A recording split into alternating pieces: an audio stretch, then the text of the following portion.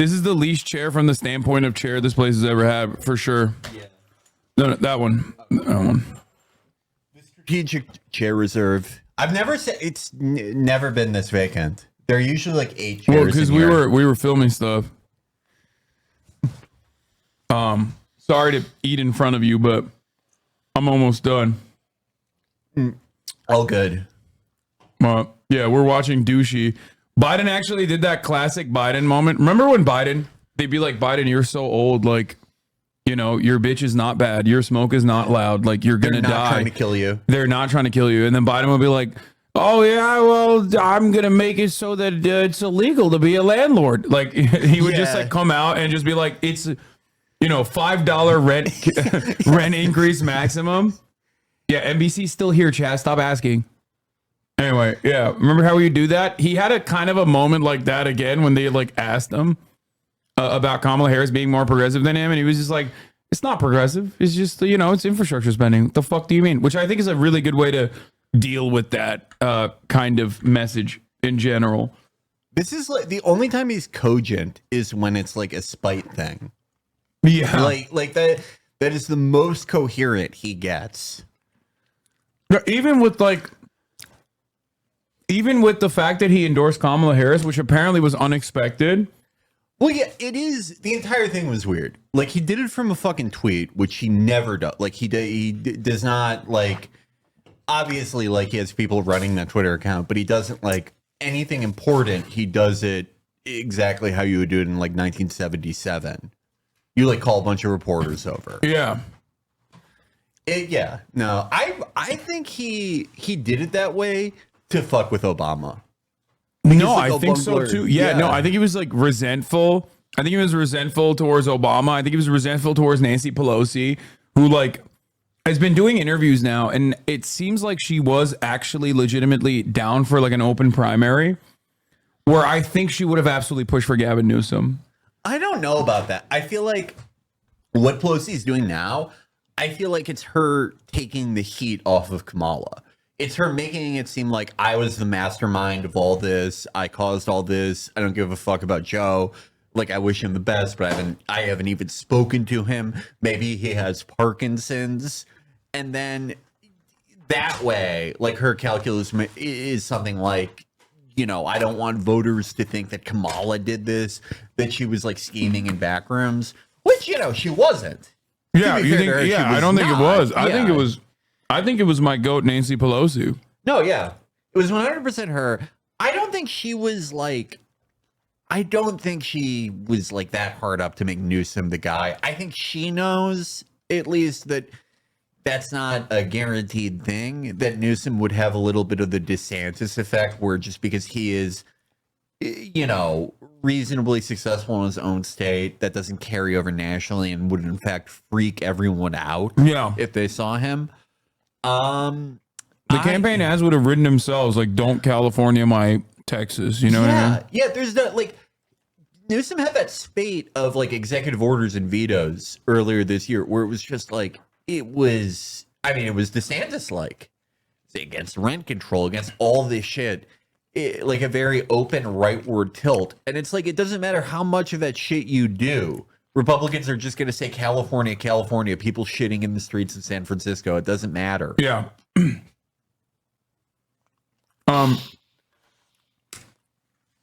Is this Steve Doocy's son? Yeah, Peter Ducey. I thought he was younger than that. No, they just all get that way. Where like Republicans just look like they're 14 and 44 at the same time. Steve and Peter are like the same age now. If you have your son young enough, he'll eventually exceed you. He'll get older than you.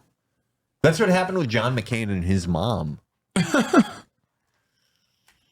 But yeah, here, this is what he said. Best. How much more progressive is Vice President Harris than you as a candidate in the general? The issues we've worked on together have made great progress economically. No one calls what we did on infrastructure progressive. It's a good policy. And we have reached out to the campaign today. They clarified that on Medicare for All, for example, she no longer supports it, even though she did. Great. I'm so glad. People would yell at you so much in 2019 if you're like, I don't think any of these people, besides like Bernie, are sincere about pushing for Medicare for all. Pete even said, do you remember when Pete said, goodness gracious, Peter Paul Buttigieg, I support Medicare for all and we'll never go back on it. Dude, people would yell at me because they would bring up Kamala's like, the vote trackers, like where they'll be like, this person is 99% progressive. Like, yeah, like it's like an AFL-CIO scorecard, but like not for labor. So they would constantly bring that up to be like, Kamala is more progressive than Bernie. You just hate a black woman. Yeah, and the score, how they score those things is so weird. Yeah, because if you vote against like, I don't know, a bill that Rick Scott put out, where it's like, if you die in a job site, a company should be able to like have an option to buy your kids. GE should be able to make its own janissaries out of people who die. Okay, that sounds pretty sick though. Like, I mean, would you trust them to do janissaries though? They don't have any. There's no religious or there's no Turks involved, and no, I'm out. Yeah, Jack Welch could not create a good janissary. It's too bloodless. But if you vote against that, if you vote against like whatever crazy Republican thing, JD Vance and Blake Masters is like the closest you can get to having a janissary created by like a Silicon Valley billionaire, and it's objectively bad. Yeah. JD Vance could not be able to defeat winged hussars, like no shot. Yeah, you can't. You have to start the janissary program like early. Yeah, like 5 fucking years old. I think it could work in America, but you can't. Like he started the janissary program at 19. That is like, that's embarrassing. That's like going to a Taekwondo class when you're like a grown adult. All the kids are there. What Nas said about Jay-Z. Yeah. For all the other older millennials in chat. No, you're absolutely right on that. But I do think that like the Democratic Party, for some weird reason, like especially with the Tim Walz pick as well, has like accidentally arrived at really solid positions overall, with one glaringly obvious weakness, which is Israel, which is just like standing there waiting to be the October surprise that is not even a fucking surprise. It's like everybody knows that Benjamin Netanyahu is in the tank for Donald Trump and is getting increasingly more unhinged every single fucking day, and like not trying to put forward like weapons transfers as a condition in an effort to curb Israel back, like in an effort to rein Israel in, is basically just allowing them to run the table. Yeah. Like their calculus is, if we say like, weapons will never be conditioned, maybe they won't try to fuck us in October. And it's like, they're probably going to do that anyway, I would assume. I don't know if they'll be able to. I don't even know what they could do. If they tried to do like a Reagan hostages thing, no American would care. No, if they were like, no, that's what they're doing. Kill. That's what they're doing. No, I think that they're doing like the Ronald Reagan play. Like, I genuinely think that, like, I don't even think Donald Trump thinks about these things all that much. But ultimately, he's just like, yeah, I don't really like this fucking guy, but he hates Joe Biden. So it's whatever. Yeah, I'll do whatever you want if you know. But like, how could they do, like, the only way they could do that at this point, because they've like killed most of the hostages pretty deliberately with airstrikes, they would just have to, they would like get an actor and be like, hey, this is the guy who got kidnapped, Gorb. We rescued Yorm.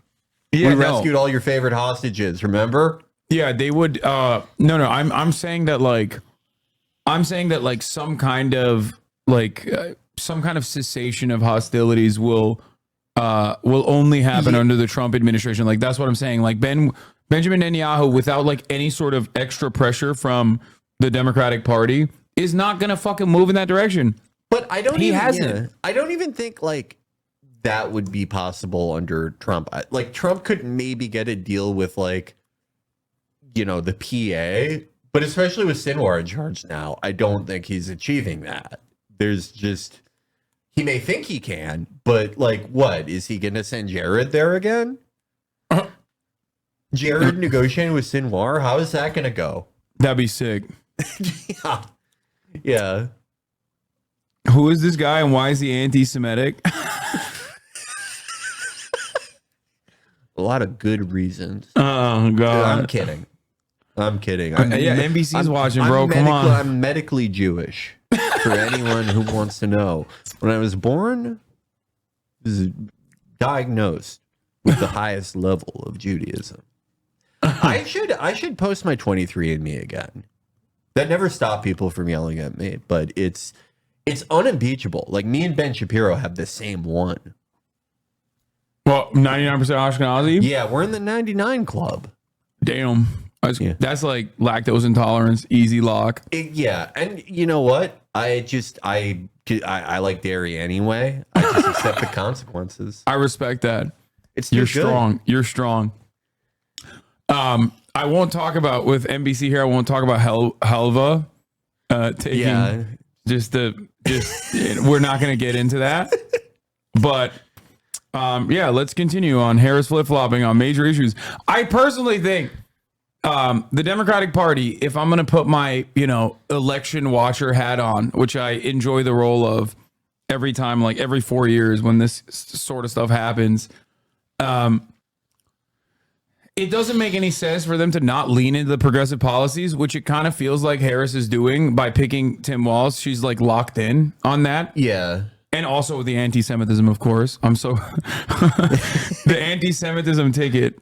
I love the idea that Tim Walz is like, he was ride or die with like PLO. He did not leave fucking White Bear Lake until he was probably 39. Bro, I love that because like Joe Rogan called him a secret Somali. What? Oh, dude, you didn't hear about this. He did this like Democratic like flag contest or whatever. And like the people in Minnesota democratically designed like a new flag for the state because the old one was like Native American guy on with a spear and like white man plowing the land type shit. It was like pretty basic regular racist stuff, right? So he made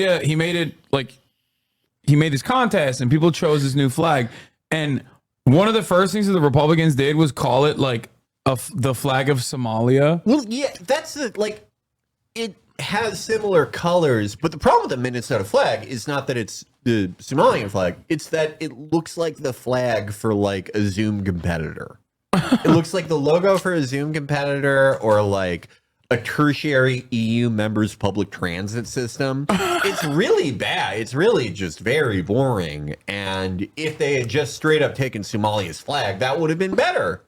That would have been way better. Somalia's flag is great. So the Minnesota flag is not my favorite, but I don't give a shit because I'm not a flag nerd, right? Right. But Republicans, like, of course, in their, endless expertise in how to do normal political campaigning, we're like, oh, he's like secretly Somali. Yeah. Like, because there's a lot of Somalis in Minnesota. By the way, a lot of Somalis it's 1.2% of the population. They act like there are no more white people there. Yeah. They got rid of them. Yeah. I think there's that like study or poll that came out that like Trump leaning voters who live in like major metropolitan areas, and those are like, those are the people who are like strongest for Trump, are conservatives in urban enclaves. They would overestimate immigrant populations by a factor of like 100. Like Americans are like that with everything. Like if you go by asking Americans, a group of like 2,000 randomly selected Americans, what they think the population of anyone is. According to them, 1/3 of Americans are Jewish, 1/2 of those people are trans, then 2/3 somehow are black. Crime is literally such a constant that they do crimes to you if you're not doing crimes. Yeah. Sometimes they're doing crimes to the criminals in the process of it in every neighborhood except for their own. Yeah. Consistently. Poll Americans on crime numbers, they think there is literally nonstop homosexual Marxist trans people that are doing crimes in every neighborhood, and they're all Somali, but their neighborhood's fine. Yeah. It's Americans are not good with numbers. I don't know if it's because of the imperial system versus metric, but like people greatly overestimate these things. And I think like, just sight unseen, they're like, oh, Minnesota, the state, just the entire state is like 2/3 Somali now. And Tim Walz did it in the last like 4 years. Yeah. Oh, here. This is like the YouGov poll data on what this Felix is exactly talking about. Yeah. From millionaires to Muslims, small subgroups of the population seem much larger than many Americans.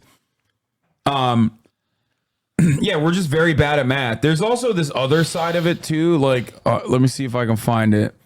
I think this is also a fascinating phenomena. Like, obviously with immigrant crime, they're like completely lost the plot. Like routinely, Donald Trump says hundreds of thousands of Americans are being murdered every year by undocumented migrants. The number's like 23. But this guy, Iraq veteran 8888, Eric Blanford, gun owners GA state director, and I think like a gun tuber, actually came out with this like pretty reasonable take. If an illegal immigrant has been here for 10 plus years and hasn't committed a crime, go ahead and give them amnesty. Someone's grandma or someone like that who is harmless. If someone is productive, by all means, let them stay and contribute. That's what he said. And I suspect people are going to get very mad at him for this.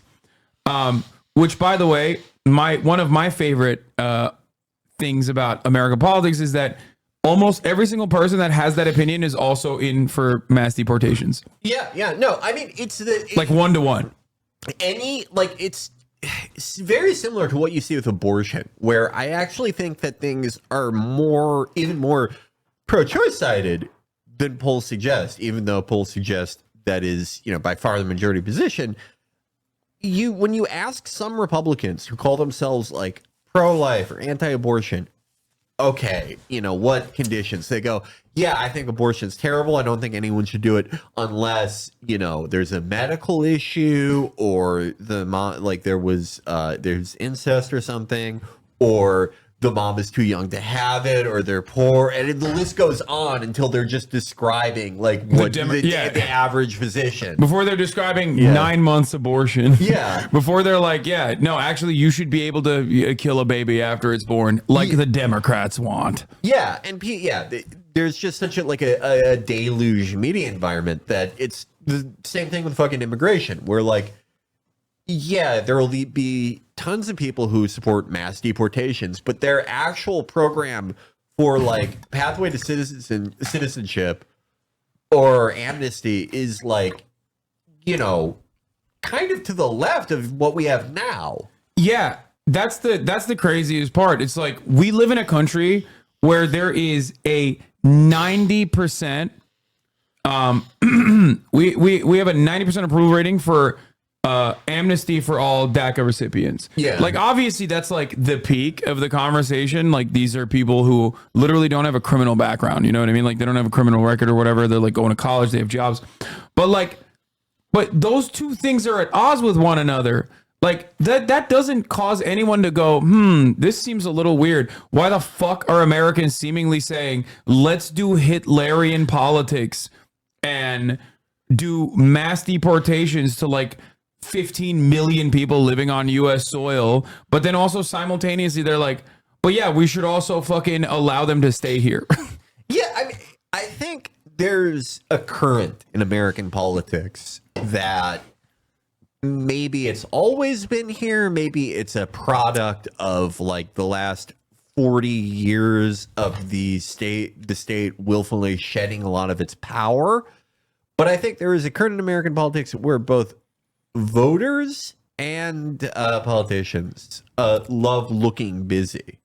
And this is a great example of something where someone is just mindlessly picking something that makes them look busy. And it's horrible because, it's this vast dragnet and these horrible abuses are happening. But I really think they're considering it as much as like a blue state mayor who like bans vapes. It's all the same impulse. Let's look busy. Let's look like we're doing something. Yeah, it's just that, I think we are getting to like, did you see this? We're getting to like Euro-fascist levels of anti-immigrant sentiment at an alarming rate.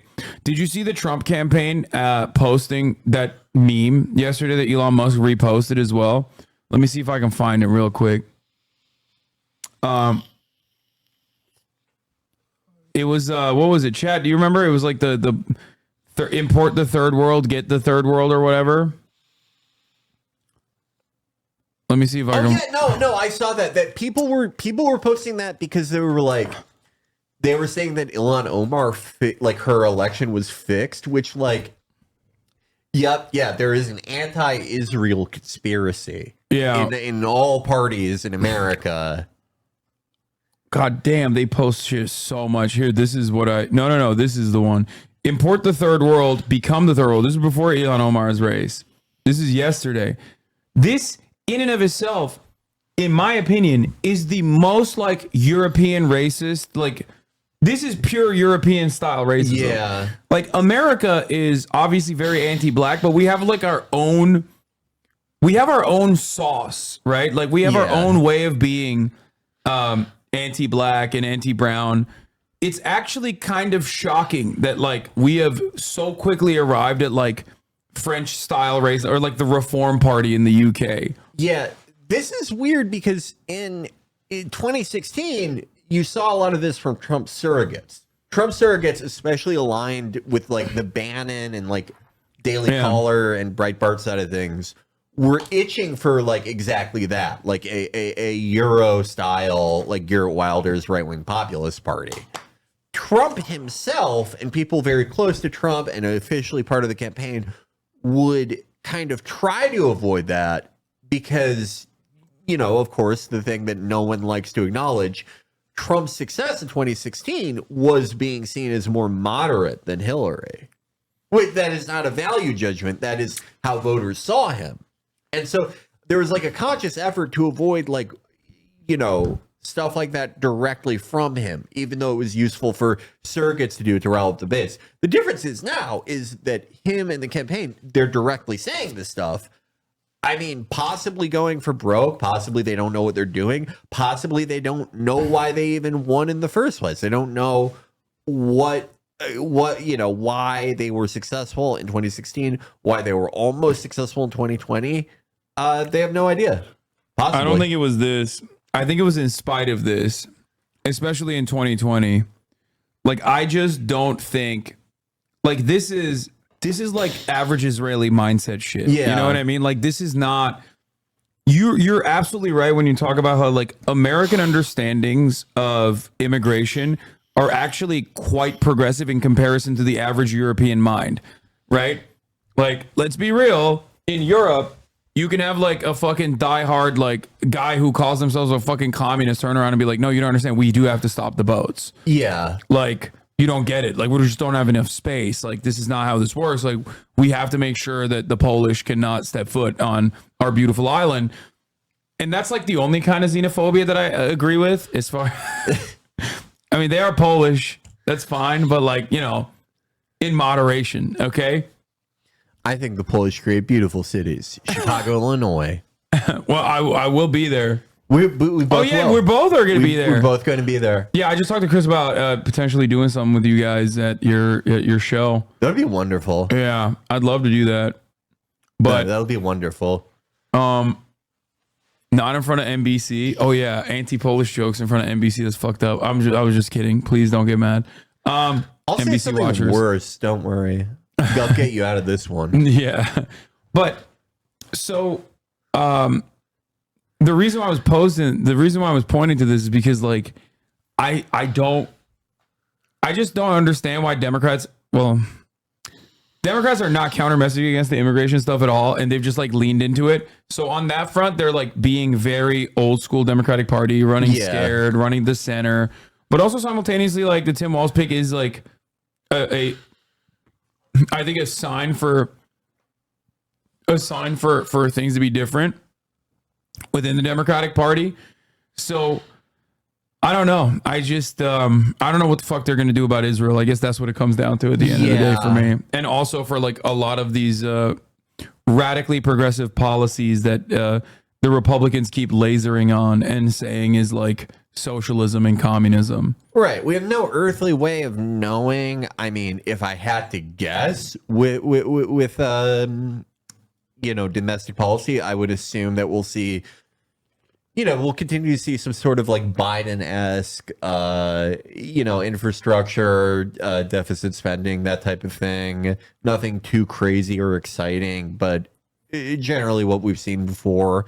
Certainly like an improvement of the Obama stimulus, but, nothing that is transformational to the American economy or anything. Israel, I think it's unfortunately a safe bet, path of least resistance. But like, I don't even fully agree with that. I just think that, yeah, sure, you got AIPAC, you got big donors, and you got the media, which will like come up your asshole the moment that you like even retriangulate by like 3% on Americans' foreign policy, right? But like, there is broad momentum on the ground in terms of like you stand to lose no voters because not a single person is like running on the I need Israel to continue doing genocide or else I will never vote for you. There are people like that. They're just voting for the Republican Party anyway. Right. Like you don't have a Democratic, a potential Democratic voter slanted Dem or like might vote for the Dems. But you do have a lot of people who say they won't vote for the Democratic Party because of the Israel stuff. So I don't know. I don't understand how they can't like why Kamala Harris. I mean, obviously she has zero personal ideological convictions, but like it seems like she's done the right thing so far to win because it looks like she wants to win. Like she doesn't care. She doesn't have like a big Hillary style presence where she's like, I don't want anyone to outshine me, so I'm going to go with fucking Tim Kaine. She literally went with Tim Walz, a person who is objectively going to outshine her and has so far. Only person on either side of the ticket that has a positive approval rating. Yeah, Trump is running the Hillary 2016 campaign. Yes, it is become a reversal, like 2016 reversal, where he's just like refusing to listen to reason and just like running on random weird shit. Even with like the racial animus, like the Kamala Harris is not really a black person. Like that's like a weird type of identity politics that he's trying to do. Right. Yeah. No, they're mere images of themselves. Like his version of weird idpol that like only plays for a certain like postgraduate degree holder, like Republican think tank creature and just sort of bricks everywhere else. That's his version of that. They have their own version of that Madonna and Hillary dancing cartoon. Yeah. But for Kamala and Israel, like I absolutely like agree that the more popular position, right, and the more like the one with more upside, if we were just going to talk in purely cynical electoral language here, is doing anything to restrict or hopefully end weapon shipments to Israel. It would be the bare minimum. By what I mean by like path of least resistance is that in her calculus and the calculus of any Democrat that you would get in there, their calculation is like that there is no upside to this, that maybe some people are happy, but ultimately they would do this.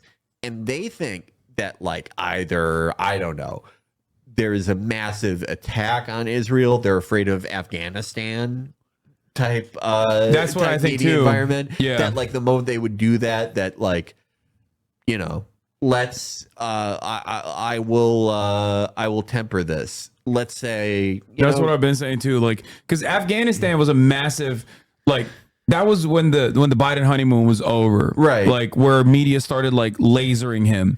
Which happened under the Obama administration as well, even though Obama was already like pretty fucking conservative and so was Joe Biden. But like the media regularly, constantly outflanked them from the right in a way that is like so obvious in terms of like a reversal from the Trump era, where they would literally talk like they're the most you had like abolish ICE ass people on fucking CNN and shit back in the day when Trump was the president. And the moment Biden comes in, they're like immigrant caravans. Like they just have this attitude where they have to be like contentious towards the right no matter what. They rant, like, people love forgetting this. They ran on kids in cages.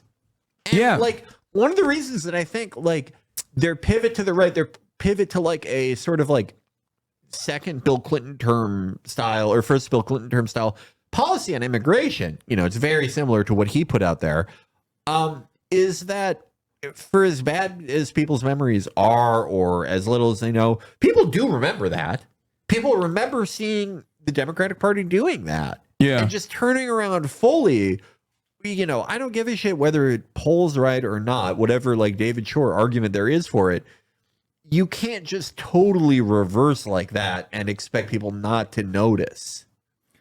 Yeah, Greg Buttfeld of all people was bringing up that point where he's like, you guys were calling Trump a Nazi. Yeah. Like four years ago. And now you want to build the wall. Like, and I know that like, obviously Fox News can't really hammer on that point too much because they don't even want to leak a little bit of their voter base into the Democratic Party. Because if they like recognize that the Democrats are just as reactionary on immigration and stuff, like they're worried that Trump's hemorrhaging base will diminish even further. But like, that is such an easy opening for the Dems, for them to just turn around and be like, really? You want to build the wall now? I thought that was racist. What the fuck happened? Oh, maybe because you recognize that, 12 million Guatemalan migrants are doing rapes all the time and also murdering millions of Americans on a daily basis, like Trump is saying.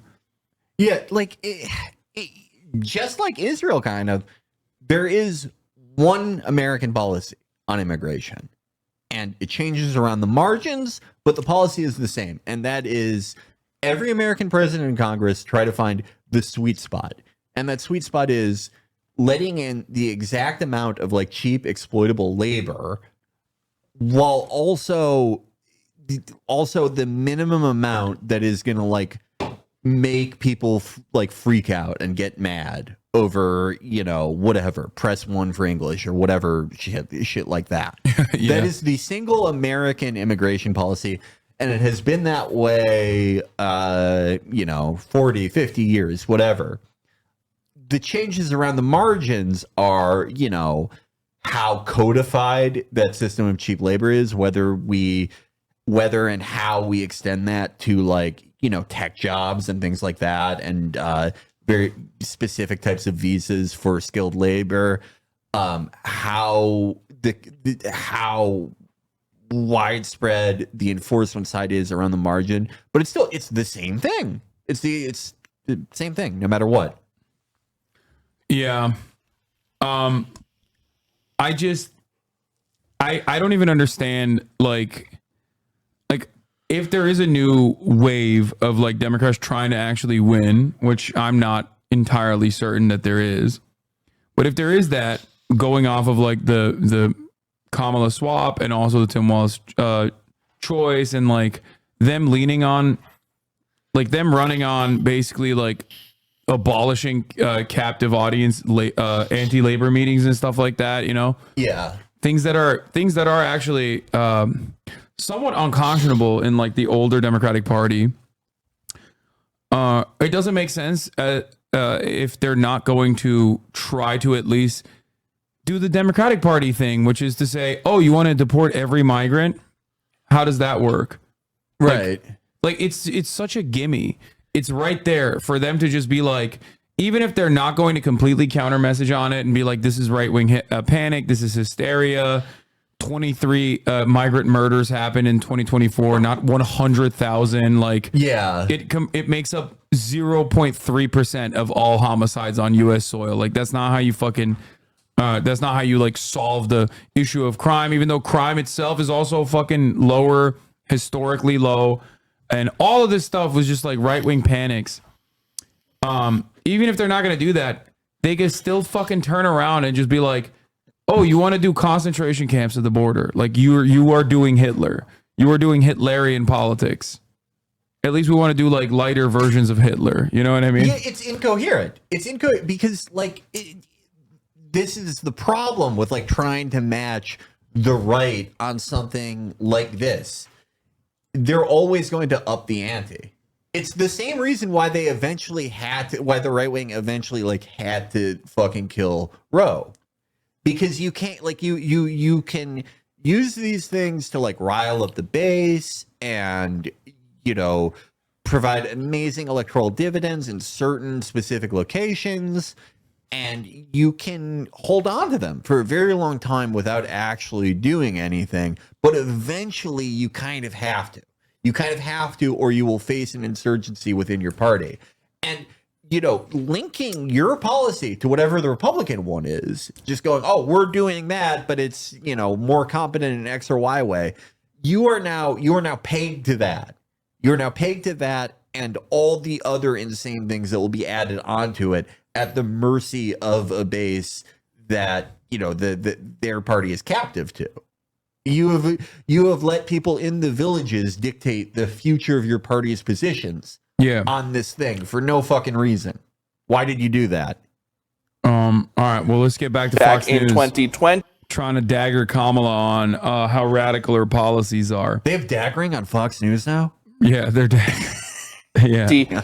But it doesn't seem like Harris calls aides out. think she needs to explain herself anytime soon, which means that tape about her talking healthcare or the border and defending ICE, and the list goes on, is all old as opposed to something that could advance her campaign in 2024. Just because she doesn't have an interview scheduled on her public schedule doesn't mean that she's not taking her message directly to voters. KamalaHarris.com has lots of places to donate to the Democratic ticket. It has nowhere to, at least not yet. Fred Willard, Okay, that's who he looks like. Peter, thank you. Hey, Sean Hannity here. He was a beloved comedic character actor.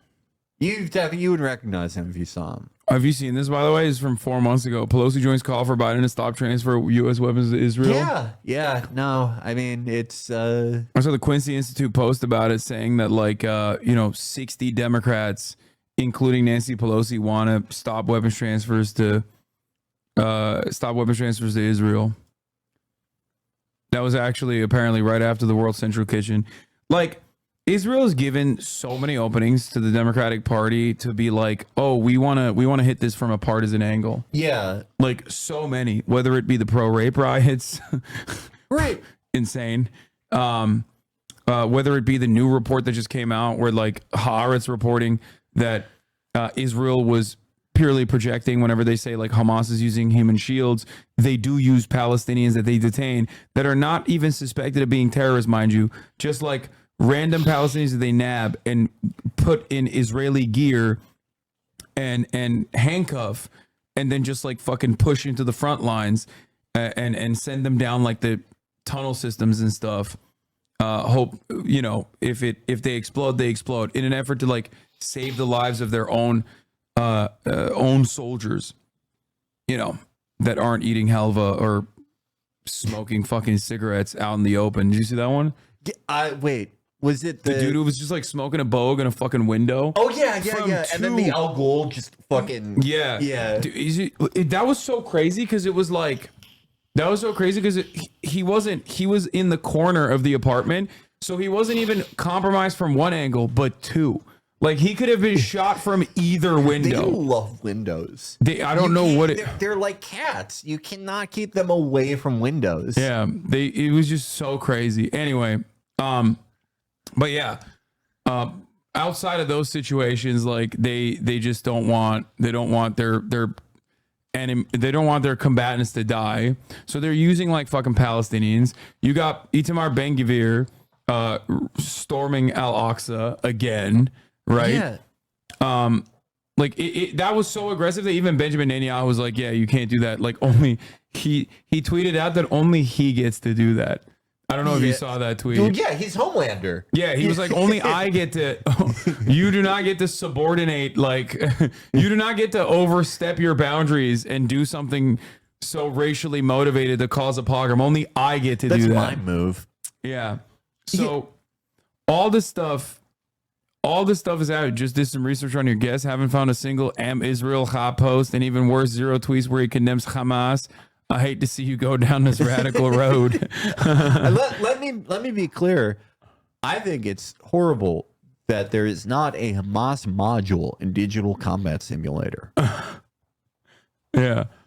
What is this? Majority Report today was talking about how 108 journalists that have been killed, only 16 have been not the IDF. What? Israel's killed more than 100. They've killed 200 at this point. Yeah, easily. Yeah. But yeah, there were so many fucking opportunities. I mean, you are saying this is local to Twitter. This is not electorally important. But I have seen a lot of like hated villains of Twitter, of liberal Twitter, from years and years ago. People who were very big into Russiagate. They read the Mueller report and they were like, "Holy shit, there's a lot of fucking Israelis in here." And somehow, some way, a lot of these people, the calf cramp lady, for one, they have been like pretty clear-headed on this.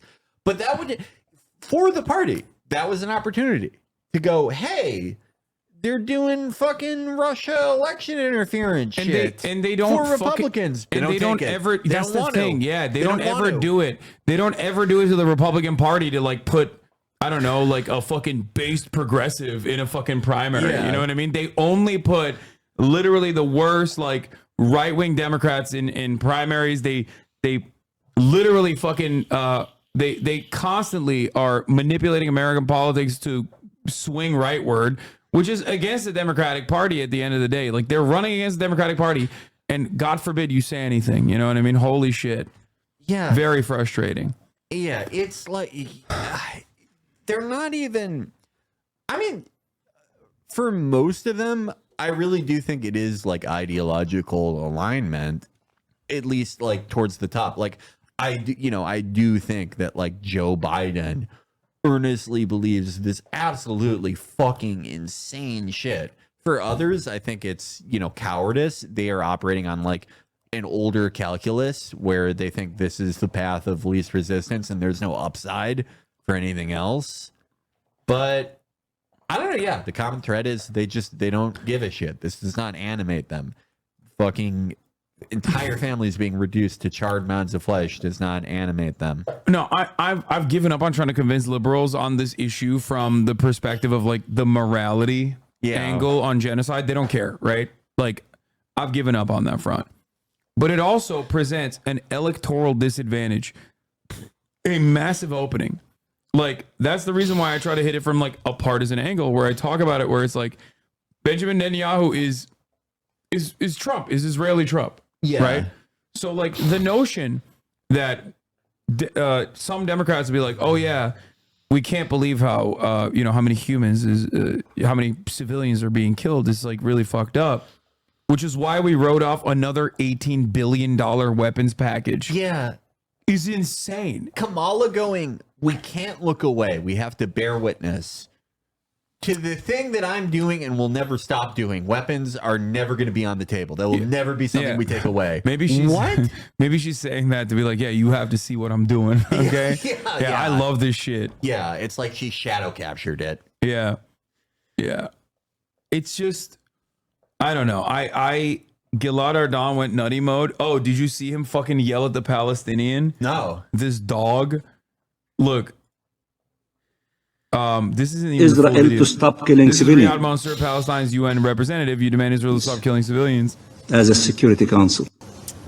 But it targets them in their shelters and tents. You demand Israel to allow food and medicine in. But it ensures that famine and diseases spread. You demand Israel to treat Palestinian prisoners humanely. But it tortures them and allows the Israeli jailers to rape and abuse their Palestinian hostages. You call on it to stop its settlements, but it rapidly accelerates its colonization of Palestinian land. Israel... That's so crazy because, like, the ICJ basically said Israel's an apartheid state, like, a month ago. And I didn't see one singular Western media outlet cover that. Yeah.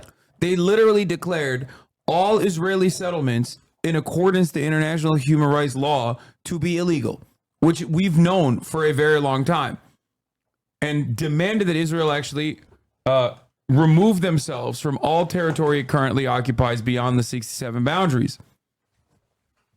Not a single fucking peep from CNN or any of these like outlets. It's an afterthought. Maybe like one NPR hit. That's it. Yeah. I thought it was insane. Like, I wouldn't say it surprised me because this is, you very much come to expect these things in American media, but that no one asked Kamala after she ascended to her candidacy, hey, what do you think about the pro-rape riots sweeping this country that you said we will never stop giving weapons to? Yeah. How is that not a fucking question? Yeah. It boggles the mind. Here's Gilad Erdan. Like, even just on a cynical angle of like, oh shit, it might be a bad idea to give our most advanced weapon systems and planes and everything to this country that does not seem that fucking stable. Even just that, not even from that angle, much less any angle of morality. Yeah. And also, once again, I don't think Democrats understand that, like, when you, maybe I'm wrong on this, you can correct me if I'm wrong on this, but there was a poll that was conducted recently, like a week ago, that showed that the majority of Americans do not want U.S. soldiers to be deployed to defend Israel. Okay? Of course, we don't give a shit. There's 40,000 soldiers in the Middle Eastern region total. 4,000 more Marines are like fucking shipped around the Arabian Peninsula, right? Yeah, we have like 6 aircraft carriers, all these like strikers. Half our like F-22s are now over that airspace. Yeah. And we've been bouldering towards like we've basically been dancing to the tune of whatever fucking Israel wants to do in the region. I don't understand why the Democratic Party, like, at all, like someone in Biden's orbit or someone in Kamala's orbit, someone in a position of power with like a semblance of sanity doesn't recognize that, like, and we will find out soon what happens after August 15th, which is tomorrow, when the last round of, ceasefire negotiations happen. If Iran retaliates, or when Iran retaliates, rather, in the aftermath of these negotiations, if Israel chooses to like do full-blown multiple front end siege style warfare against Iran and against Lebanon, Hezbollah, American troops are going to be deployed. Yeah. Like, they're going to have to be deployed. Why doesn't anyone understand in the Democratic Party that, like, that is going to cost them this election? Well, again, like, they are operating on like partially an old calculus, and partially they got singed by Biden in Afghanistan. Their fear, I think, is that, okay, if this happens and like Israel enters this war that, like, who knows, who can predict the future, but just my personal appraisal, I don't think they would really survive without American support, without American F-22 securing air superiority, without like American Marines, without any of this shit. I think it would be a horrible fucking deadly war everywhere, but I think just long term they don't survive it. If that happens and it happens before the election, the calculus among Democrats is probably that, like, if we let them just get, like, I don't think they'll, like, it's the end of Israel overnight, but, like, really take it on the fucking chin worse than they ever have ever, that it's Afghanistan all over again, that they get painted with that brush. Again, this is not a value judgment. I also personally think it won't get there. I just don't think it'll get there. I think if America says no more weapons going forward, I don't think Benjamin Netanyahu goes, I'm still going to wage this war. Fuck you. Absolutely. I totally agree. I totally agree. I think that's the easiest way to solve it. Bro, that's the actual path of least resistance. I totally agree. But they don't think their that. economy's in the shitter. One of their entire ports is done. Okay. It's like bankrupt. One fucking whole ass port is bankrupt. Economy is tanking. You got fucking reservists that are supposed to be working on marketing campaigns and inventing the worst kind of techno you've ever seen, you've ever heard of, like too busy killing fucking children in the front lines. Yeah. Like the Israeli economy is in the shitter. They got downgraded again. They could have got downgraded like 2 days ago. They can no longer keep Tel Aviv safe. That people don't realize how big that Houthi loitering munition was. The fact that they can no longer guarantee safe skies over Tel Aviv in perpetuity. That means massive fucking brain drain, and that means that they have to run fucking combat air patrols, and they have to keep their jets in the sky way more than they can afford to now, with fuel being as expensive as it is, especially after they picked up a ton of like modified F-35s that per flight hour are far more fucking expensive than the Barak or any of their other older generation 4 aircraft. We have all the fucking leverage in the world. Yeah, Israel relies on 300,000 liberal Zionists who increasingly want to leave. Their population numbers are shrinking too. Like they're like, oh, we have to keep maintaining a demographic majority Jewish ethno state, but it's like, bro, you're literally hemorrhaging people because, yeah, guess what, dude? Maybe it's not the safest place for Jewish people. Turns out, you know, when you got a fucking suicidal government. That was always so fucking funny that like we have this place has to exist. There has to be a safe place for Jews, and also it's constantly under attack. We need more weapons at cost or just for free than anyone has ever received. We need more help per capita. I don't think any nation gets more help from everyone than Israel does. But it's safe. And it has to exist because of how safe it is. And Biden comes out and is like, if it wasn't for Israel, not a single Jew would be safe. It's like, bro, you are literally the president of America. That's like a threat. When you say that, you're being like, no, we're gonna kick them out. Yeah, like I'm gonna be crazy to the Jews if it wasn't for Israel. Like we have more Jews here than Israel, bro. What are you talking about? Like, why would you ever say that? And the thing, like, people know this. American Zionists know this, and you know how I know they know this? Because they don't want to live, they don't go and fucking live in Israel. Barry Weiss, Jerry Seinfeld, any of these people, Bill Ackman has billions of fucking dollars despite being so stupid he lost to Herbalife. He could build, think about the house he could get in Israel. Ben Shapiro. None of them want to live there because it sucks. Yeah, it's like they know it sucks. Is it the eternal homeland or the only place that anyone is safe? Or does it suck? Yeah, no, none of them have the smoke that Eric Adams has, who obviously will, once he retires, move to the Golan Heights. Yeah. He will do that. I mean, he will do that. He'll do that. Golan Heights, John Kirby, that's another one. I feel like he would live in Israel. Like, Israel's greatest allies in America are always going to be evangelical Zionists, like more than liberal Zionists, more than Jewish Zionists in general. It's going to be the Richie Torres. I don't know. Not even Richie Torres, but I don't know. There are look, evidence suggests that, let's say hypothetically, someone directed the X-Men movies. Oh, let's say hypothetically, they committed horrible crimes. That is a situation in which an American Zionist will go live there. If you are a Hollywood director who committed horrible crimes, well, then it is the safest place in the world for you. Yeah, that's it. No extradition policy. Yeah. That's when that comes into play. It's the homeland for that. Yeah, it's like, well, it is interesting because like so is France, kind of for similar purposes. Yeah. Interesting track record. Yeah, they go to France or they go to Israel.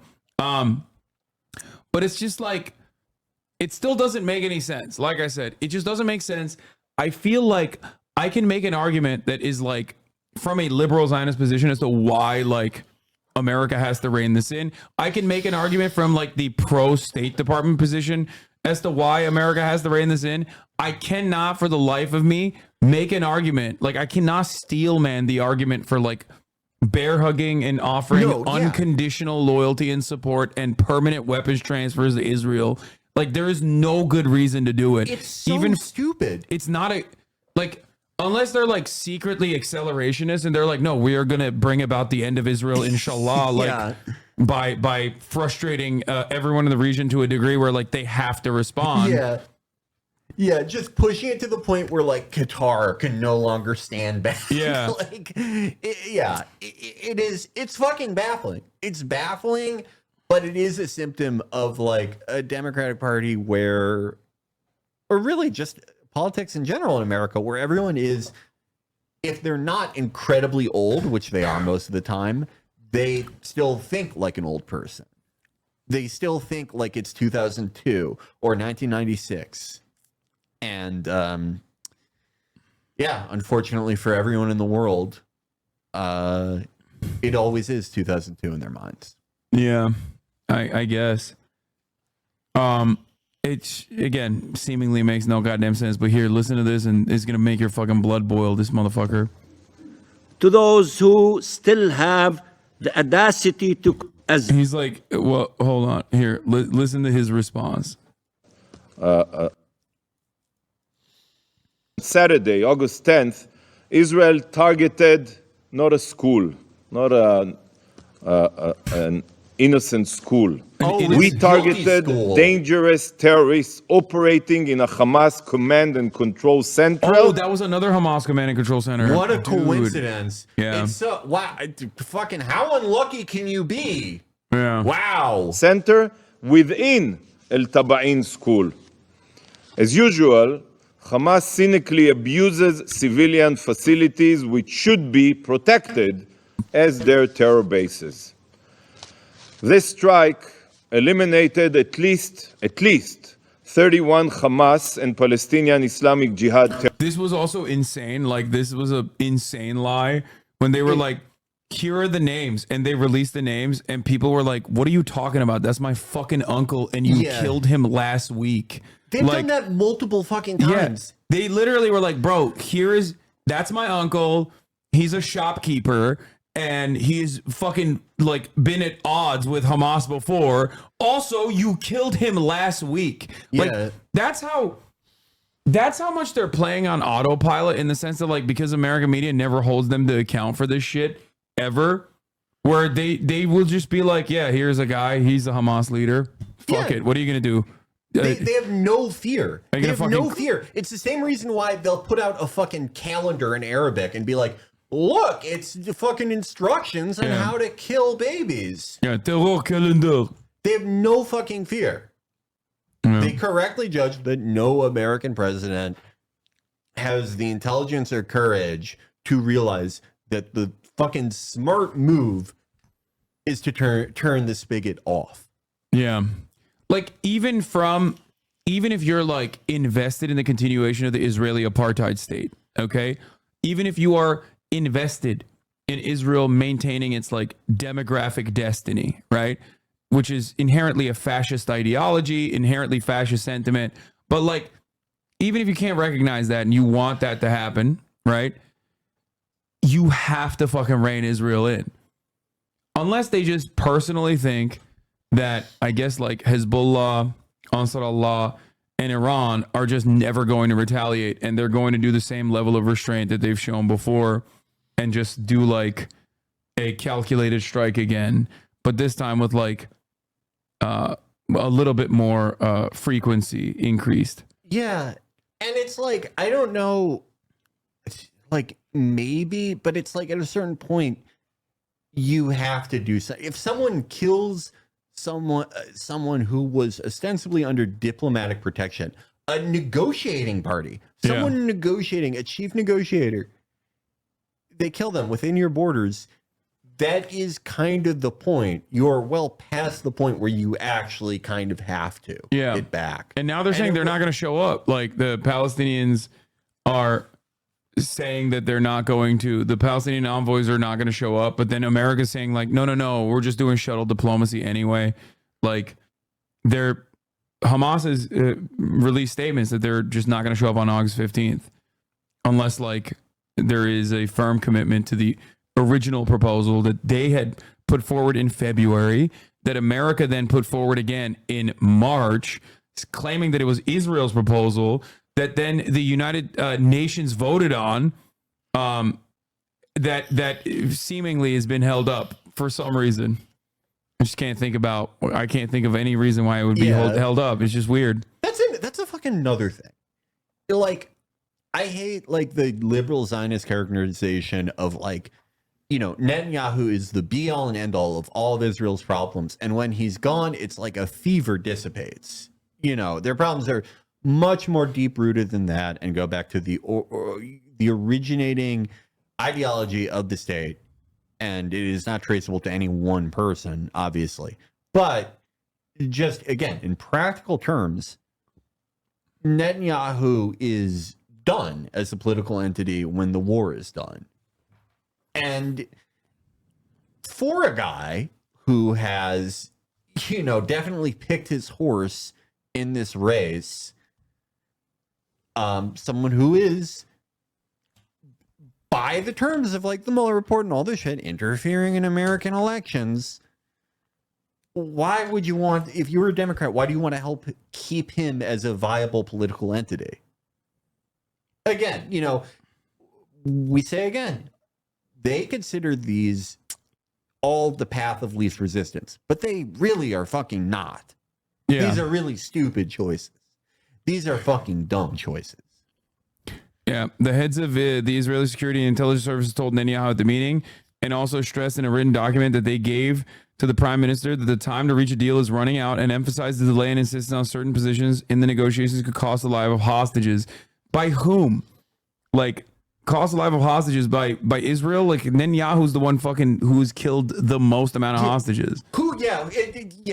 Just in general, some unknown actor, it could be a state actor, could be not, could be a third party, it could be just someone who has F-15s. It's a naturally occurring F-15 that's dropping GBU-31s on the hostages. It happens sometimes when the fucking Coriolis effect hits low pressure environments. Someone's doing it. We don't know who. Yeah. UK asked Israel to investigate if U.S. asked Israel to investigate if Israel uses Palestinians as human shields. Will still provide $20 billion in weapons either way. U.S. presses Israel to probe allegations of troop using Gazans as human shields in explosive tests. Yeah. That's how serious we're taking it. Hey, you guys investigate it. Yeah. See if you did anything wrong. One of the examples that came up in the meeting today is the recent announcement by Hamas that one male hostage was killed and two female hostages were seriously wounded by their captors. The Israeli intelligence services couldn't verify this, but they're seriously concerned for the lives of hostages. They're so concerned. Yeah. This was a Hamas statement. It could be one of those like baits when they'll be like, oh, one of the hostages died, to like apply pressure to Israel, or they could have actually done it specifically to apply pressure to Israel, which once again, that's one hostage that Hamas has killed versus like 100 hostages that Israel has killed so far. But of course, that doesn't matter. Also, like, this is probably just, whatever Israeli government official leaked this to Barack Ravid. So, like, who fucking knows? Yeah, a senior Israeli official. No, I think the Hamas released it themselves, I think. That they said they killed one Hamas militant killed a captive. A senior Israeli official said that one of the issues raised in the meeting was the linkage between a possible attack by Iran and Hezbollah in reaching a hostage deal and a ceasefire in Gaza. But they don't, I just don't think that, I don't think that Netanyahu has an issue with like Iran retaliating. Yeah, no. Like I think he's banking on Iran retaliating, so that America goes into the war and the war continues. Yeah, he doesn't want this to end. Everyone in the world can figure this out, except for apparently, the U.S. State Department, the U.S. Department of Defense, and anyone else where it would actually be useful if they knew these things. Yeah. In Biden's case, I don't know. Maybe he actually, that is specifically what he wants. Who fucking knows? Who can even get inside his head? But it is baffling. Israeli Prime Minister Benjamin Netanyahu slightly expanded the mandate given to the Israeli negotiations team on the Gaza hostage deal, according to 2 senior Israeli officials. The Israeli official said that Netanyahu gave a reasonable mandate that justifies traveling to the round of talks in Qatar tomorrow. They added that the flexibility Netanyahu was given regarding the positions that Israel will present makes it possible to conduct negotiations and move forward, but it is not clear whether this flexibility will be enough to reach a deal. The Israeli negotiations team will fly tomorrow morning to Qatar for a few hours of talks, and if necessary, an Israeli working level team will remain in Doha for further negotiations. I mean, you know what makes the negotiations uncertain? That you killed the previous chief negotiator of the other side. Yeah. That kind of makes it fucking hard to make a deal. How much have you contributed personally to the Palestinian plight, monetary, or are you just all talk? All talk, brother. I've made $700,000 from it. Yeah, no, I've made money off it. Yeah, same. Yeah, it's just, dude, I'm cooking out here, dude. I'm fucking, dude. I'm making hand over fist, dude. Moolah, baby. I posted something the other day about how Chinese fighter pilots in J-11s will do barrel rolls at American pilots over the South China Sea, and I just, I thought it was funny. It's funny to do like a barrel roll at someone aggressively. Yeah. And this guy replied to me, and he was like, "Oh, all this stuff about Israel, but you think it's funny when China does barrel rolls." Dude, that shows that all the outrage is for clicks. Dude. People come in here. People come into my community and do this shit all the time, where they'll be like, "Hasan, what do you think about Chinese aggression to the South China Sea?" I'm like, bro, Israel is doing a fucking genocide. Russia is literally fucking melting goddamn towns, and you're over here being like, "Oh, a Chinese Coast Guard sprayed water on a Filipino boat." Oh my God. Like, do you think these things are on the same wavelength? Like, what the fuck? The Chinese Air Force, the worst thing they're doing right now is barrel rolls. They're fine. I like barrel rolls. Please don't do whataboutism. That's not whataboutism. Like, you don't understand that word. It is whataboutism to be like, what about China? That's whataboutism, dumbass. Like, what kind of fucking take is this? It's like comparing like the stuff. It's like comparing a fucking heart attack to like getting a zit removed. Okay, that's what you're doing in this situation. Like entire families, entire bloodlines, everyone in the family wiped out. Hundreds. This is it. But then, like, oh, did they fucking sprayed water and they're doing barrel rolls? Yeah. Why won't you condemn? They have with sticks and stones. They have like border involvement with like the Indian border guards or whatever. Every now and then they're like, this is unimaginable cruelty, and it's like, bro, are you fucking serious?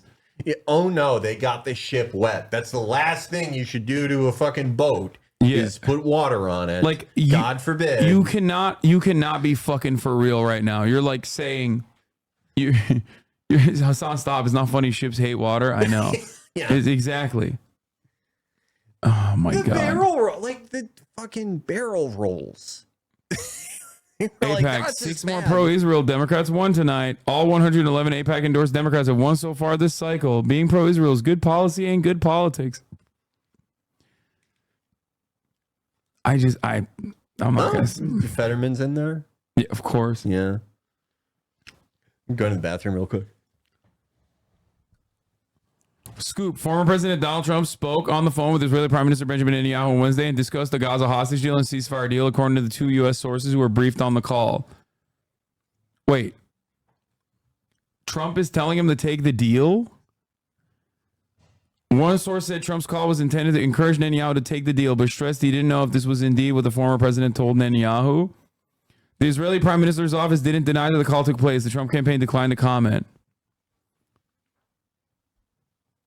I mean, I'm pretty sure this is not legal. Do you guys have anything else that you want to film, or are you guys done? Oh. Okay. All right. Well, no, you won't be able to get me wrapping up because I won't be done for like a couple hours. Okay. Would you like us to step out? You can do whatever you want. Yeah, if you want to. All right.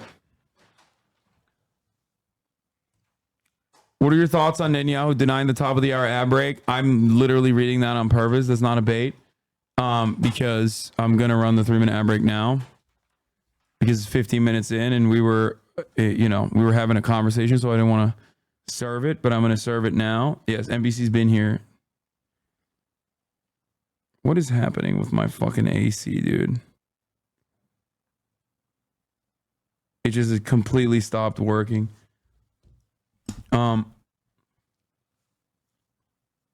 Here's the 3-minute ad break now, chatters.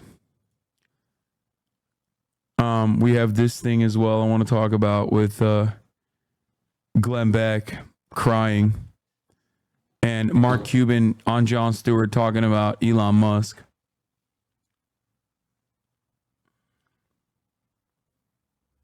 Channel 11 reported Netanyahu still hasn't included a withdrawal from the Philadelphia corridor in the team's mandate. He also included a monitoring of civilian return to the north across the Netzarim corridor. Plus, Herzi Halevi said a few hours ago, if the political bureau allows it, we'll have ways to invade at any time. I'm not optimistic. These are points the Israeli negotiators disagree with Bibi on. On the distance seems too wide, too early.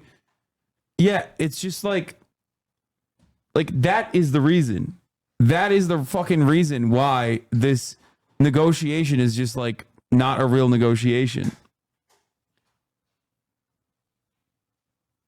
Like they're openly saying it in Israeli media that they're like, yeah, the conditions are not great for us.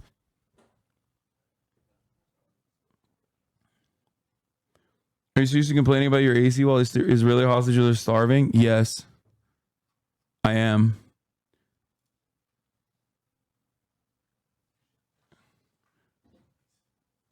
Also, here's one thing. Minnow Shafik has officially stepped down as president of Colombia. Oh, no. I was going to start there as a freshman. Yeah, that's as a Gen Alpha student myself, turning 18 next month. Yeah, it's really sad. I just don't think I'll be safe there. All right, here's Mark Cuban slamming Elon Musk while I go pee and take care of some stuff here. I mean, look at Elon, right? Elon, in being one of those powerful people, he's trying to be the most influential man in the world. It sounds like a commercial, but literally that's what Twitter has given him. I've got to say, I think he might be that. I don't even think he's trying to be. When you talk about somebody who is setting up satellite links for war zones and also controlling discourse in the most important media platform, I would think he is the most powerful. Because Twitter is in almost every country, right? And so Twitter gives him the ability to connect to the prime minister, the head of every country in the world. That's right. And that person, whoever's in charge of that country, has an interest in what happens on Twitter. And what happens on Twitter, because of the control of the algorithms being the biggest user, is all dependent on Elon Musk. He literally, wherever his thumb wants to go, he gets to push as hard. And he certainly, he's transparent about where he wants things to go. I think he's very clear that. Okay, for sports guys, I'm only a combat sports fan. Is Mark Cuban hated or beloved in the basketball community? And if he is hated, why? I don't know anything. I know he owns some team. He's beloved? That's what we're seeing? Okay. And I know he made his fortune by inventing CNET, which is very funny to me. I think it's great that you used to be able to invent a web comic or something and make $8 billion.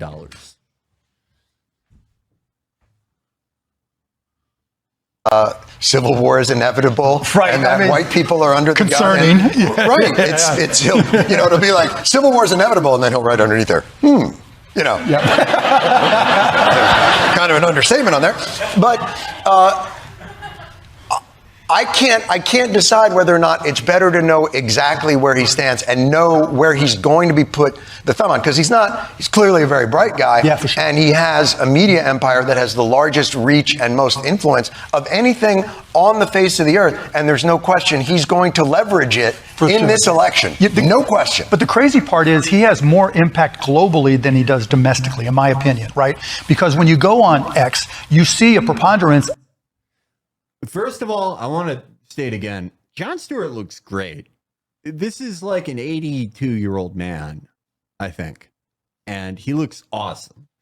This is, if The Daily Show was ever doing a gag in, 2002 in the heyday where they showed Jon Stewart as old, he actually looks better now as a real old guy than he did in those skits that they did. Second of all, I don't really agree about Twitter being incredibly influential everywhere. As in Amerifat, people in other countries are using Telegram. That's the thing. Twitter is for YA fiction authors and guys like the Bitcoin breakdancing dad who with the TikTok daughter. That's who uses Twitter. It's not people in other countries. They're using Telegram and all that type of stuff. It's also for bots. I think they're greatly overstating the importance of Twitter. Totally agree. Twitter at its peak was like 20% of the American population using it or something. Not even that. Like at its peak, those were what the numbers look like. Yeah. For daily active users in America. Now it's like. Now it's nothing. It is a fraction of the user base. Yeah, and all the changes he made have been to hide that it's like largely bot activity. Like, I think everyone saw that thing where one of those, those fucking dumbass accounts. It's like, historical history and videos. Yeah. They posted a clip of the Kazakh news anchor doing a vocal warm up where they're like, "This is what Kazakh sounds like." But they posted it with no audio, and it still got it still got 100,000 retweets. Yeah, and all these people are replying to it like, "Damn."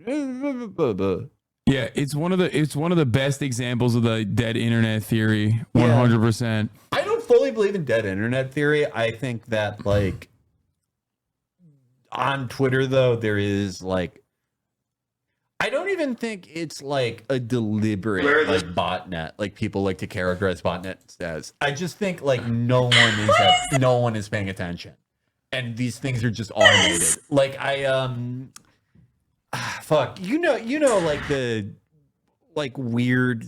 Everyone gets these weird spam DMs now where it's like the pussy in bio type thing. Yeah, and it's like. They don't even. There's not a link to a website. I was looking for pussy, and I went to the website, and it was not there. But no, they're literally just bots that are advertising nothing because it's just all automated, and no one is like at the wheel. Yeah. Here have you seen the Adin Ross though? Oh, he's a birther on you?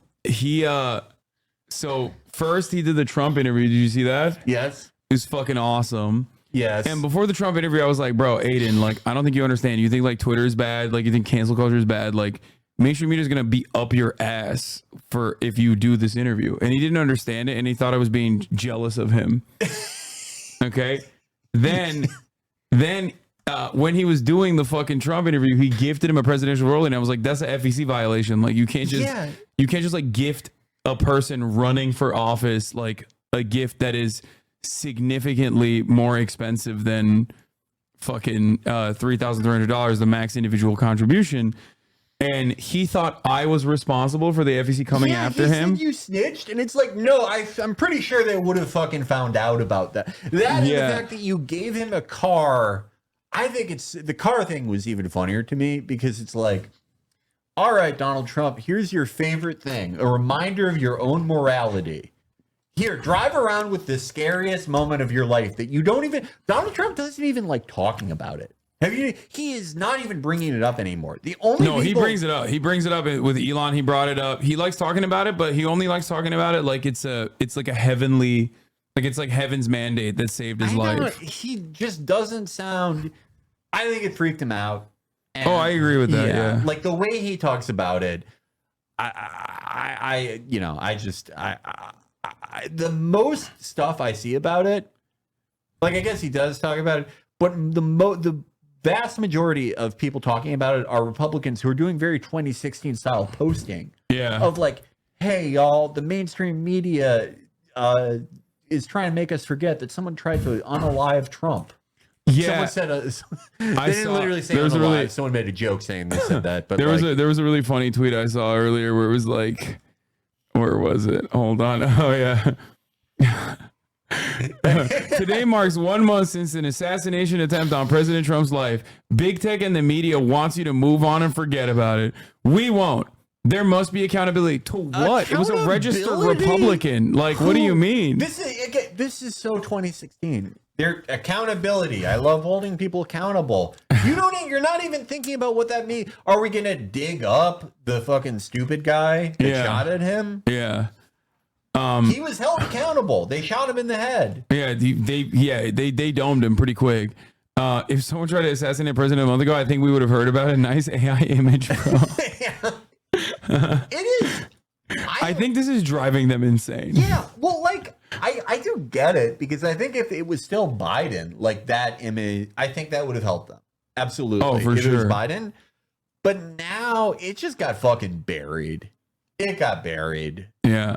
But apparently Aiden still got smoke for me. I think you're right. Chad, look at this fucking weirdo, bro. It's important for the public. Ain't nobody care about that failed assassination look attempt. at Hasan, I don't even know how you're American, bro. You know, literally go back to your the country. last Holy fuck. It's actually bad, Chad. I think it's go cute. back to New Jersey. No, I think it's cute that he's like, I'm not kidding when I say this. A lot of people will be like, oh, dude, I can't believe you're saying this. But I think it's cute that Aiden is like learning how to be racist. Yeah. You know what I mean? Yeah. Like he's like slowly but surely, like he was the type of dude, because I've known him for years, right? And there was a point like before Andrew Tate where he was just like genuinely the type of guy who's like too stupid to like be Republican. Yeah, we saw that clip of him reading about Hitler, and he straight up does not know who that is. And for the record, like a lot of Republicans are very stupid. A lot of Democrats are very stupid too. But like I know I always say like conservatives are so dumb, they're hogs, whatever, right? Like there is a level beyond that stupidity where you're just like truly too dumb to like have any kind of like ideological interest in either party. Yeah. And I think he's like learned what politics is from like the most insane, like extremely online groiper losers in his community. So he just like repeated them over and over again and has basically now arrived at like, go back to your own country. Yeah. He just like, it's so weird to see him learn it too, because it's like he doesn't know enough to know like actual like racial stereotypes. It's like if there were racist children's books, that would really help him. If someone could write like a Richard Scarry type book about racial stereotypes, that would be enormously useful to this man. With like not too much reading though. Like with you need mostly like you need mostly pictures. You need all the classic Richard Scarry characters, like the worm who drives the apple car, but he is virulently racist. Like, how the fuck? Like this guy hates America and lives in America. I think if you're an independent, it makes no fucking sense. You definitely would not go back to the country you were born in, Hasan. Her behavior has been far less. Born in America. Like, look, his community is so insane because like they're like says the Jew. They're like they fucking hate him too. I never understand that. Yeah, I don't know. I think it would be fun. Every comment on our podcast was like, go back to Israel. That seems fun. I don't know. We're seeing just an overnight propaganda attempt to rewrite history. Like, look at this. Attack the Jews, L Jews. Like, greedy Jew. L Jews is going to be in my head for a while. This guy said, kill all Jews 2024. Like, and attempt. Like, who are these? That's. I don't think it's good to give yourself a deadline like that. That's just a way to set yourself up for failure. That's all or nothing thinking, you know? Yeah. Oh, I didn't do it this year. I guess I'll never do it. Someone in his community confronted him with this, and I laughed at him addressing it. But I'll be real with you guys. If you guys dig, you'll find emblems of mine that are crazy. They'll be like, what the fuck is this? This is his VO2 emblem.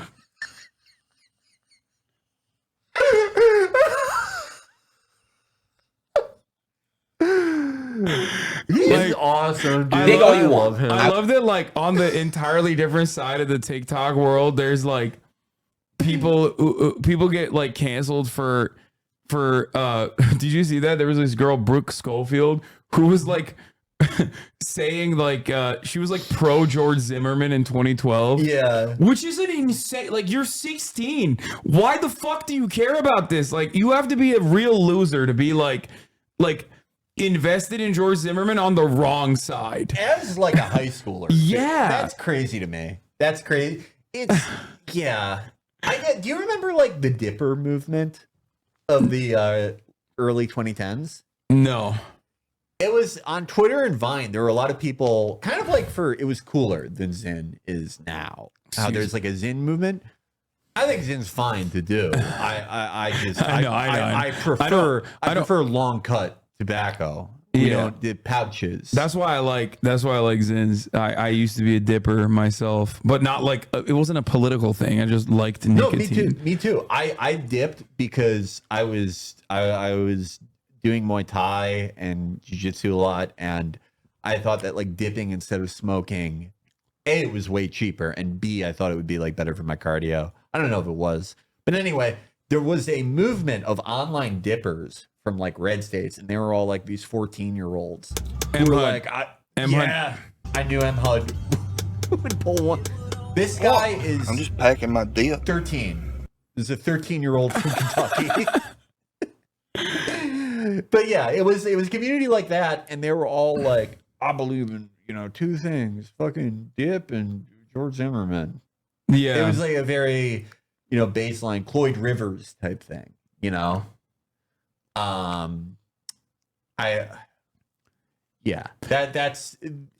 just don't understand how you like get to this degree of like outward white supremacy. Like how, like, it's a Klansman in a robe, hiding in a bush with a gun. There's a red flag. You got like, I assume, is this either like lean or is it grape drink? But I don't know. He didn't drink lean. No, now he does. Well, he's a bit of a culture vulture in that regard, and also became a lean addict. But it's basically. I don't think Jewish people should do lean. We should do heroin, regular heroin. I just don't understand how the fuck he like I don't know. Like how do you do this? So when did he? How old was he when he made that? Oh, he said it's not a red flag. It's a box trap. Here, let's see what he. Oh, okay. If you guys dig, you'll find emblems of mine that are crazy. They'll be like, what the fuck? This is the RFJ Jr. answer. It's like, yeah, I never said I was a choir boy. Don't worry, I've done way worse stuff. Yeah. Have I told you about my time with Jeffrey Epstein? Dig all you want. I was very open about it. There's clips of me in the past saying stuff. I'm sorry. 10 years ago, 15 years ago, when Black Ops 2 was a thing, that's just how it was, bro. That's just how it was. I don't think he thought about it on a deep level. I just don't. But it's like, I don't know. I don't think he can think of anything on a deep level. But like, It was not that long ago. When was Black Ops 2? I don't know. That was a while ago. During the Obungler presidency, wasn't it? Oh, man. It's just wild. 2012. Major alert. Kamal Aroush, real name, has been exposed. It's all coming out. Cue the storm. No community note. Yeah. No community note. I love this account's so good. I first found them when they were like Jason Aldean, compromised and executed for treason. Yeah. How do you get to this? How do you how do you get to this level of insanity? Like, I just don't understand it. I think, do you remember when like Roseanne got in trouble? When she got like fired from which time? Well, when she got the first time where she got fired from the reunion sitcom. Oh, she was like, I was posting through it with Ambien or whatever. Yeah. And obviously, the post she got in trouble for, the straw on the camel's back was the Valerie Jarrett post, of course, which was not QAnon. That was just like racist. But the stuff before that, which kind of put the spotlight on her, was QAnon stuff. And she's a huge QAnon person. I did not. And, I know that. She's a huge QAnon person. And I thought what she said about QAnon was so illustrative. She said it's like a great mystery novel that we're all working together on. She said something like that. Oh yeah. Thought, I like Roseanne, you know? Like I don't like that was a good show. I don't know. Everyone in here, their parents were not even born yet when Roseanne was on. I have no idea. The oldest person in here, your parents were born in 1989. I was not alive when Roseanne was initially on the air, but you know there were reruns. It was a good show, but for like kind of a kooky person like Roseanne or a lot of these people who are into QAnon, it's exactly that it's a collaborative fiction project. And you have the regular thing of like crazy outlandish shit where you get to feel like you're in on something. You have some secret arcane knowledge that no one else has, which is always exciting. But for QAnon especially, it's so... you are really, really like going deep in, you know, finding hand symbols. And this guy put his hand in his pocket in this angle. That means he's been killed by the Marines at Gitmo for treason. It seems really exciting. And I want to be clear. I think QAnon is great. I don't agree with, I don't like think it's true, but like, it's a fun little hobby. Yeah. But that's why I always say like, invest in like fucking, I don't know, getting really into like D&D or something. Like, I feel like it's because like, as long as you know, it's not like real, there's something that like removes it from your immediate reality. Like these people go from like this being a hobby to like, I think giving themselves schizophrenia. Well, yeah, that's the problem.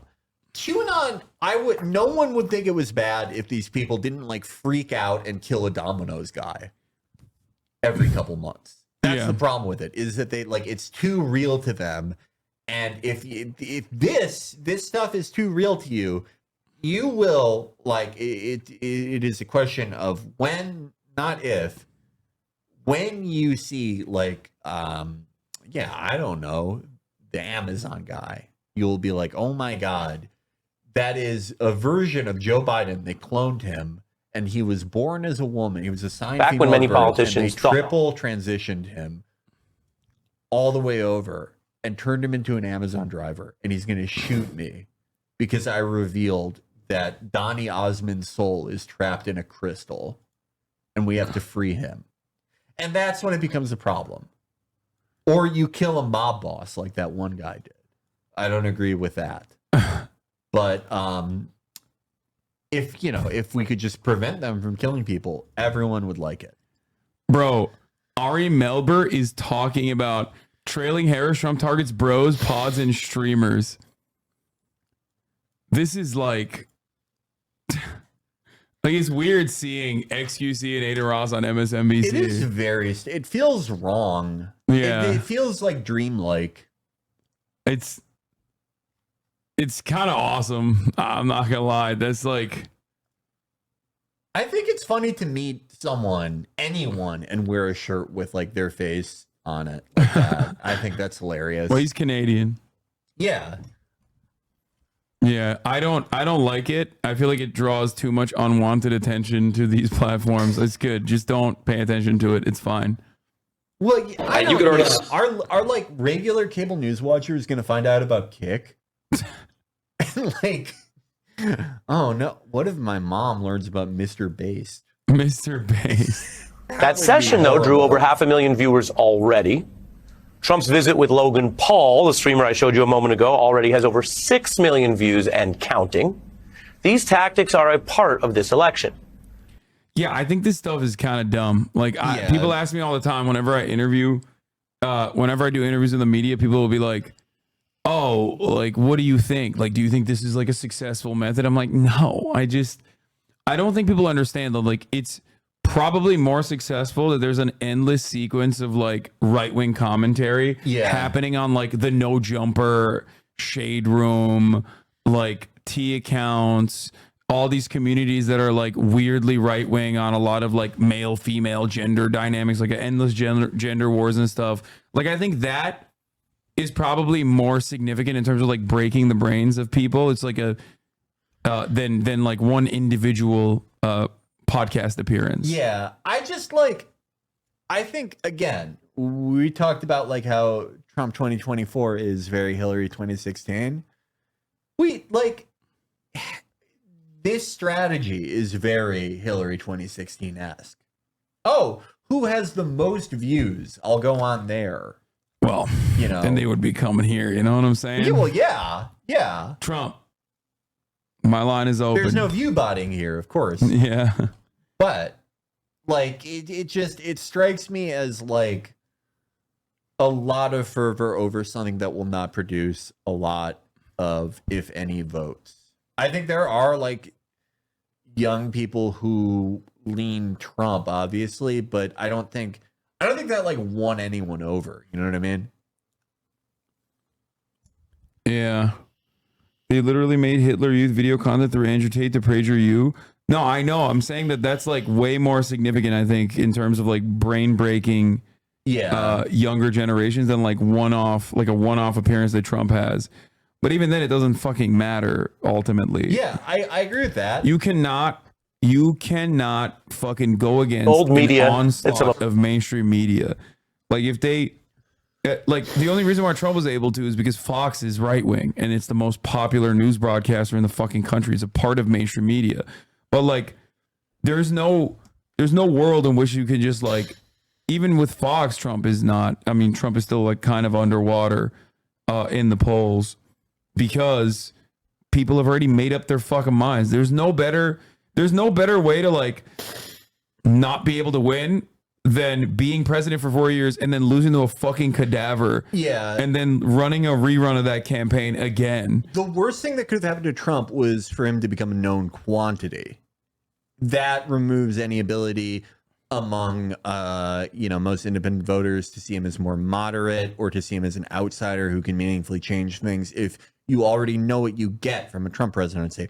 But beyond that, to the earlier point about like the Trump internet strategy, I mean, the thing about the internet, and like certainly people do change their minds and they do fall down rabbit holes of stuff and can get involved in very weird or maybe not so weird, but otherwise heavily politicized communities online, right?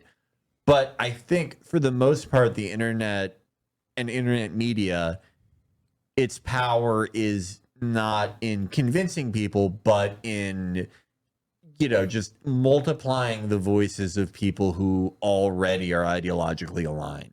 Maybe bringing them further into the pack, but for the most part, all internet media is just the highest form of rallying up a base that already is there, so to speak. And just as a way to bring new people in, especially for an electoral project, I think it's, results remain to be seen. I don't know. There's like, also it's the same thing with Twitter. People are like, oh man, Twitter is like breaking people's brains. It's like, no, it's not. It just brought back like the fucking worst of the 4chan groyper losers into the forefront, and then everyone else that considers that to be like incredibly gross have basically just left the platform. Like, I'm a power user. I am a Twitter power user, or I was a Twitter power user. I had it on my phone. I had a fucking alt account. I was responsible for because Twitter power users, like the whales, are responsible for most of the posts and most of the fucking organic engagement on the platform. Yeah. I don't use it. I took it off my phone. I don't use it unless I'm like literally fucking live streaming. Beyond that, I don't use it at all. I used to use it so much more. I used to use it double the amount of times I use like And I think I'm not alone in this. Like, there's a lot of people who are just like greatly dialed back. There are usually so many content creators I talk to. I know it's anecdotal, but so many content creators I talk to have talked about like also deleting it from their phones now because they just think it's like a right-wing shithole that is constantly pumping them with fucking toxicity. Yeah, I mean, ultimately, this was, I mean, again, before anything, he did not want to do this. Like, Elon Musk very expressly did not want to buy Twitter, and he was forced into it. That is the thing that I think everyone forgets. He paid way too much for something that has taken up way too much of his time for a very minuscule, if any, return. That said, I think like once he sort of realized that he couldn't get out of this and that he was pot committed, he made a very short-sighted calculus that it's like, okay, I'll like the finger was on the scale for like broadly liberal shit. I'll put my finger on the scale for like incredibly like alienating right-wing stuff. Yeah. And the short-term result of that is like, okay, now like, yeah, the world owes him an apology. It's like that's like a post that you fucking see. 12K likes. Yeah, you see that every day. But instead of that galvanizing and radicalizing people, it's almost like they believed every book that people wrote in 2017 about how the internet radicalizes everyone. It's like they believe that now. And they're like, oh, we'll get everyone on board with like the most right-wing shit possible. But the actual result is just people are just kind of nonplussed and leave. Yeah. It's the same thing with like right-wing cultural stuff. The right-wing cultural shift seemed ascendant even just 2 months ago. And I thought that there was, I thought it was temporary because I think all cultural shifts are temporary and there's always swing back and people overplay their hands. That's always what happens. We've seen it with everything. I didn't expect it to peter out as fast as it did. And in retrospect, it seems pretty predictable when you look at the midterm results that the actual result of this stuff was people mostly tuning out. Yeah. And I think the other side of it is that like it caused Republicans to develop a genuine sense that like their ideas are popular and not fucking gross. Exactly. Like average people, it caused the Christopher Rufos of the world to like gain momentum in the Republican Party, which is hurting them electorally. Exactly. It's the same thing when like Elizabeth Warren, because everyone who worked on her campaign or Kamala's 2020 campaign for that matter. Yeah. Everyone they knew and them, all their timelines everywhere. It's all the same. It's a bunch of fucking infographics and the Memphis corporate style of art. And like, here's how to fucking tell an ADHD person that you can't go to their wedding, like shit like that. And they're like, oh, this is all I see. This must be what everyone's timeline is like. Let's build a presidential campaign around it. Yeah. And now we have the reverse of it, which is, Republican elected officials and think tank people and all these people being like, okay, I guess everyone wants to hear. I guess we should screen showings of our new movie, Hitler, the Untold Story. Yeah. Of the world's greatest man. Dude, and it just freaks people out. They're like, what the fuck is this? JD Vance is basically like built in a fucking laboratory of like that kind of mind melting. Like I saw another interview that he did with Eric fucking Weinstein, not even Brett. Okay. The lesser Weinstein. The lesser Weinstein. And he's calling like, he talks about his wife or he talks about his mother-in-law as a like, and says that like he uses terms such as, what did he say? Postmenopausal females have a genetic predisposition to like engage in child rearing. Like it just what? It's like it's you mean their grandkids, you fucking idiot? That's amazing. They their have purpose for their grandkids. Yeah, it's just like there is such a normal way to say that. You're not making a statement that is like that out of pocket, but the way that you're saying it makes it sound like you're an insane person, dude. Like, look, I mean, here, just listen to the clip and you'll understand. You can sort of see the effect it has on him to be around them. Like, they spoil him. There's sort of all the classic stuff that grandparents do to grandchildren. But it makes him a much better human being to have exposure to his grandparents. Well, I don't know. And the evidence on this, by the way, is like super clear. That's the whole purpose of the postmenopausal female in theory. Did your like whose theory? Eric Weinstein, postmenopausal female. He's like, yeah. in-laws, and particularly your mother-in-law, show up in some huge way? She lived with us for a year. Right. So, So I didn't know the answer to that. Right. No, because that's this weird unadvertised feature of marrying an Indian woman. So it's in some ways the most transgressive thing I've ever done against. Bro, you can like leave it to the like. No, this podcast should have never been aired. The moment that you have like any kind of political political ambition, you're sitting across from fucking Eric Weinstein saying postmenopausal female, saying like it's an unadvertised like genetic trait of the Indian. Yeah. Like it's and again, this should be a slam dunk normal statement. Like the type of thing you say to, the aunt in your family you have the most strained relationship at Thanksgiving when you have nothing to talk about. Oh, my niece has been spending a lot of time with grandma. Grandma loves her fucking grandkids. Yes. Isn't it great how the older members of the family and they have this symbiotic relationship where it's exciting for both of them and blah, blah, blah.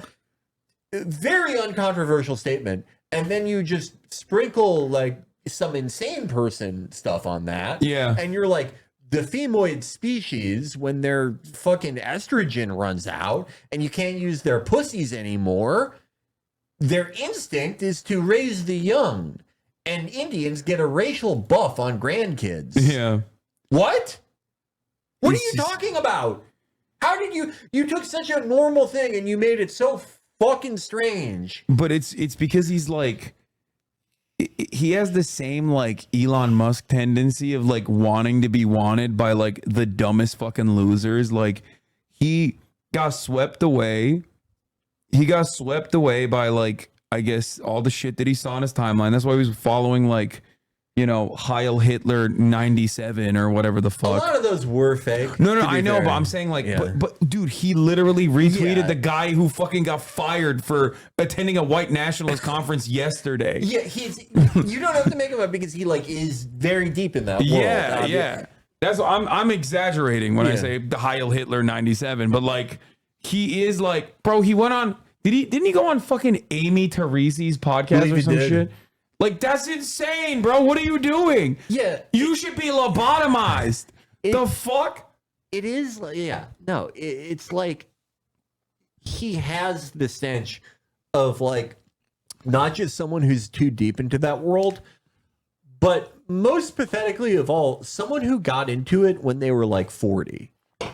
There is something very alienating to people of someone who, like, okay, according to his rule, according to his current view of the world, he was like whatever you want to call it, the New World Order or fucking Globo Homo or whatever these people say, right? Yeah. He was like the James Bond of that world. He was like their above foot soldier. He wrote a book that was like the IMF should take over Appalachia. Yeah. Because they're lazy. And force feed them the right Sigma Grindset podcast so they can pick themselves up by their fucking bootstraps. Yeah. He literally, his claim to fame was throwing his family under the bus. And all this stuff that these guys hate now, the World Economic Forum, all this, those were the only places he went to. And then when he's 40, he's like, wait, the opposite is true. I know that me who just figured this out, I should be telling everyone what to do. Yeah. He appeared on Laura Ingraham again to come across. By the way, more eyeshadow. He's wearing more eyeshadow than her. Just want to point out, Laura Ingraham literally is a childless cat lady who, like, by JD Vance's standards, she has 3 adopted children. I think they're like literally from Guatemala too, or El Salvador, if I'm not mistaken. So like, for her to have JD Vance on and routinely defend him is additionally funny because he has directly attacked her. Yeah. Okay. Yeah. But let's see. Senator, one of my dear friends tonight said to me, well, all these suburban women, all they care about is abortion, and they don't understand that decision is with the states now. It's not banned nationally, even if... This is such a fun little gaslighting operation that they've been trying to do. This is like Trump. Trump tried to message his way out of the abortion ban by simultaneously being like, it's good that I did it to continue, you know, the wave of evangelicals voting for him, but also recognizes that like everybody fucking hates it. Yeah. And then he got like, when he faced like a minor rebellion with like the Kyle Rittenhouse thing and all these other people, he was like, okay, I'll ban it. Yeah. And then it just, fucking 10 million more independent voters just gone. Yeah. It's forever. awesome. It's awesome that he's like, it's awesome that they're trying to be like, no, everybody likes it. Yeah. Everybody actually, all the legal scholars wanted Roe v. Wade gone. Yeah. And they needed it gone, and it's better than it's gone, but also it has no effect. Yeah. It might as well have not happened. Yeah. To the point that we didn't do it. But we also did it, so vote for us if you're evangelical. Yeah, let's hear what he had to say. Some people don't understand that decision is with the states now. Yeah, it's not the banned states now, and it's good. That's why it's so good. That's why we're, as the Republican Party, we're trying to get it off the ballots desperately. Yeah. or just completely overturning the ballot measures in states like Kentucky and Kansas and everywhere else where they do make that decision, and then they're like, yeah, actually, we lied. We're still going to ban abortion. Yeah. No, it is the generational crisis for them. It is like, again, I don't think people fully processed how insane the 2022 result was. Yeah. Knowing how unpopular Biden was. Everyone hated the fucking economy. Everyone hated inflation. And yet... Negative real wage growth. Yeah. Like every single person got like a marginal boost in their salary that was completely wiped out by inflation. Like completely. Okay. They were poorer. Americans were objectively poorer under Biden for the first 2 fucking years. And literally even then they couldn't win because they were so heavily invested in the trans panic shit, crime panic narratives and whatnot. They crushed a Democratic Party led by a popular and charismatic speaker in Obama. Like some of their best midterms ever were against him. But against fucking stupid Joe, who is like clinically dead. Donald Trump, as the leader of the party, has not won a single midterm. Insane. Yeah. Insane. No way a Nepo baby in this libtard thing with a vape addiction or shit talking people Lamau. Brother, you have a anonymous account on Twitter to talk shit to people that you hate. Like, I cannot stress this enough. This is bottom of the barrel for you, okay? Like, I also overcame my libtard diagnosis. Yeah, he's no longer a libtard. I had to go to a libtard school. Yeah. It's awesome. Thank you, Chatter, for coming in and owning us in the marketplace of ideas. Nationally, even if some people want it to be banned nationally, it's with the states. What do you say to suburban women out there who are marinating in this propaganda? Well, first of all, I don't buy that, Laura. I think most suburban women care about the normal things that most Americans care about, right? Senator, one of my... They're trying to do the fucking we're not the weird ones, they are shit so hard. They care about normal things like how Indian grandmothers have a genetic predisposition to have grandkids. Dude, there is nothing more normal than being a woman or having a daughter or knowing a fucking woman in general and being worried about their medical fucking future, because so many of these abortions are not happening at the recreational basis that you fucking dumb losers claimed it was happening on. It's just like, It's so stupid. Of course normal people care about that. That is so dumb. I've never met a single fucking person who's like, who is normal that also is like, no, but it's so great that they're, they were doing the Holocaust with the abortions and now they've stopped it. Yeah. What's normal? An issue that literally affects everyone. Everyone cares about. That's not normal. What is normal is a 42-year-old with his mom's last name who every time he gets on camera is wearing eyeshadow and talks about his lifelong weight struggles. Which one's normal? I don't know. Who knows? Who's to say? Guy at the gym called me a pussy. Liberal advice. Guy at the gym saw me in a Kamala 2024 shirt. Can you hype me up real quick to go beat his ass? I mean, he's right. Why the fuck are you wearing a Kamala? Why are you wearing a Kamala? Okay, pal, you're yanking our chain here. If you're wearing a Kamala 2024 shirt at the gym, you kind of deserve it. I'm not gonna lie, bro. How, like, the campaign is like been around for a month. How the fuck did you get a Kamala 2024 shirt? He pre-ordered. Oh my god, dude. You know what? I briefly left Equinox in 2019, the one in Williamsburg when I used to live in Brooklyn, because I saw a Pete Buttigieg shirt.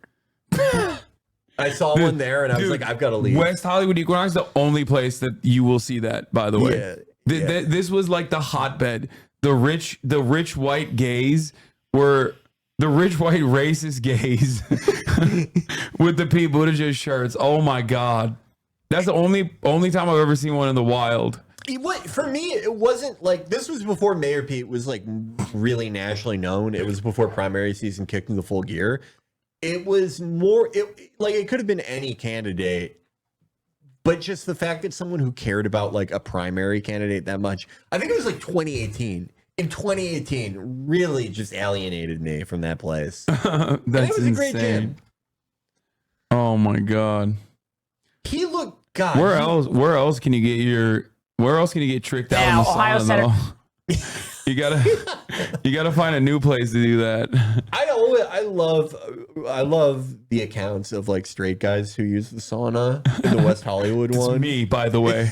I have done that. They're like, hey fellas, can you cut it out in here? Can you stop? He's a guy who doesn't know what gay sex is. Can you guys stop fucking horseplaying in here? Yeah, what's going on? What are you guys doing over there? Is that a new stretching technique? Hey, guys, cut it out. Okay, let's see what the Senator J.D. Vance, the 2024 Republican vice presidential candidate, running mate of Donald Trump. Senator, it's great to see you. When you look back on this, I mean, they destroyed Biden's career.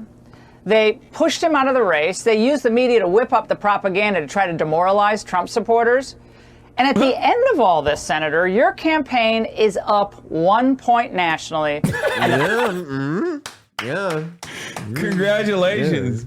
Yeah, the media tried to demoralize the Trump campaign, and there's a whopping within the margin of error 1 point increase over Kamala from this Fox News poll. They were fucking clobbering Biden. Dude, it was, oh my god. That's why he keeps talking about how sad he is that he defeated Biden so thoroughly. That's his favorite op. Yeah. I do feel bad for him. Yeah. I do, like, in a way. I do it was so fun for him to like see Biden. I think for old people too, it's exciting for them, for a really old person to see someone who's 7.5% margin of interest. That's okay. That's crazy. Why does this one say 3 points? That's normal. This one, 7.5% margin of interest. The fuck? Why even have a poll? Why even margin of error, not margin of interest? Sorry, shut up. Why you know what I mean? Have a poll if you might as well just like be like, we shook an 8-ball. We flipped a coin. That Trump's gonna win. Independents love Donald Trump. 100% margin of error. It's so bad. This is the anybody want me 100% no, but then they just came back and were like, yeah, fuck it. I like all the like not even like the Rasmussen or any of the crazy ones can produce a poll where JD Vance is like less than 10 points underwater. Oh yeah, no, even the Fox News poll. The Fox News poll said JD Vance is polling more poorly amongst Republican voters. Like, people that get to know him hate him the most. It is a real Ron DeSantis moment for him, and he just has to sit there and be like, meh. like when Dana Fash was like Donald Trump said you're the weird one and not him. What do you have to say to that? And he was just like, meh, I am weird. I love the evil little face he makes is so like like you're right. The way they characterize it, where they're like, okay, so the entire liberal media machine and every celebrity and everyone has talked about how you're gross and you fucking look and act weird, and no one likes you, and everyone's talking about how much they hate you. And look, the result of all that, you're not that unpopular. Like, it didn't work that well. Look, we polled 10 people in your hometown, and only 9 of them said they want to kill you with hammers. This is objectively better than the last poll where 10 people said it. So it seems like there's momentum for you, JD Vance. Dude, how did he almost lost to Tim Ryan? Yeah. How did they pick Tim fucking Ryan? Bro, in Ohio, deep red Ohio, on the same fucking ballot, the governor, who is like obviously more moderate, and obviously it's different for governors. Governors can be significantly more popular than the rest of the ticket, but by 25 points. Yeah, like but DeWine got 25 points on fucking JD Vance. JD Vance underperformed Donald Trump in Ohio. Mike DeWine might as well be like Hafez al-Assad in Ohio. Like, he's Mr. Business Republican. He's the type of guy that they barely have anymore. And like JD Vance almost Mike DeWine probably gets 30% margins without Vance on the ticket. Yeah, Vance brought him. Yeah, Vance brought him down. He's that fucking bad. He is electoral poison. Yeah, it's so awesome that they picked him. It could have been Doug Burgum. Like, it came down to the wire, dude. I was a Burgum-maniac, and and I was riding with Burgum. I was excited about it. There's 2 big misses in this election cycle. RFK Jr. could have had Jesse Ventura, and I would have voted for him if he did. And despite the fact that he is like seemingly John Fetterman style brainwormed on Israel, I don't think Ventura would have accepted. No, he said he was thinking about it. He was like, he would do it ultimately, though. Yeah, he's super lived up. He hates like everything RFK stands for. Yeah, but it would have been sick. And then Doug Burgum could have been the ticket leader for Donald Trump. There is a version of reality where Biden stays in and Trump picks Burgum. And it's like the first time Trump ever wins the popular vote, and they win the House and Senate. That is a version of reality. Oh, speaking of RFK Jr.,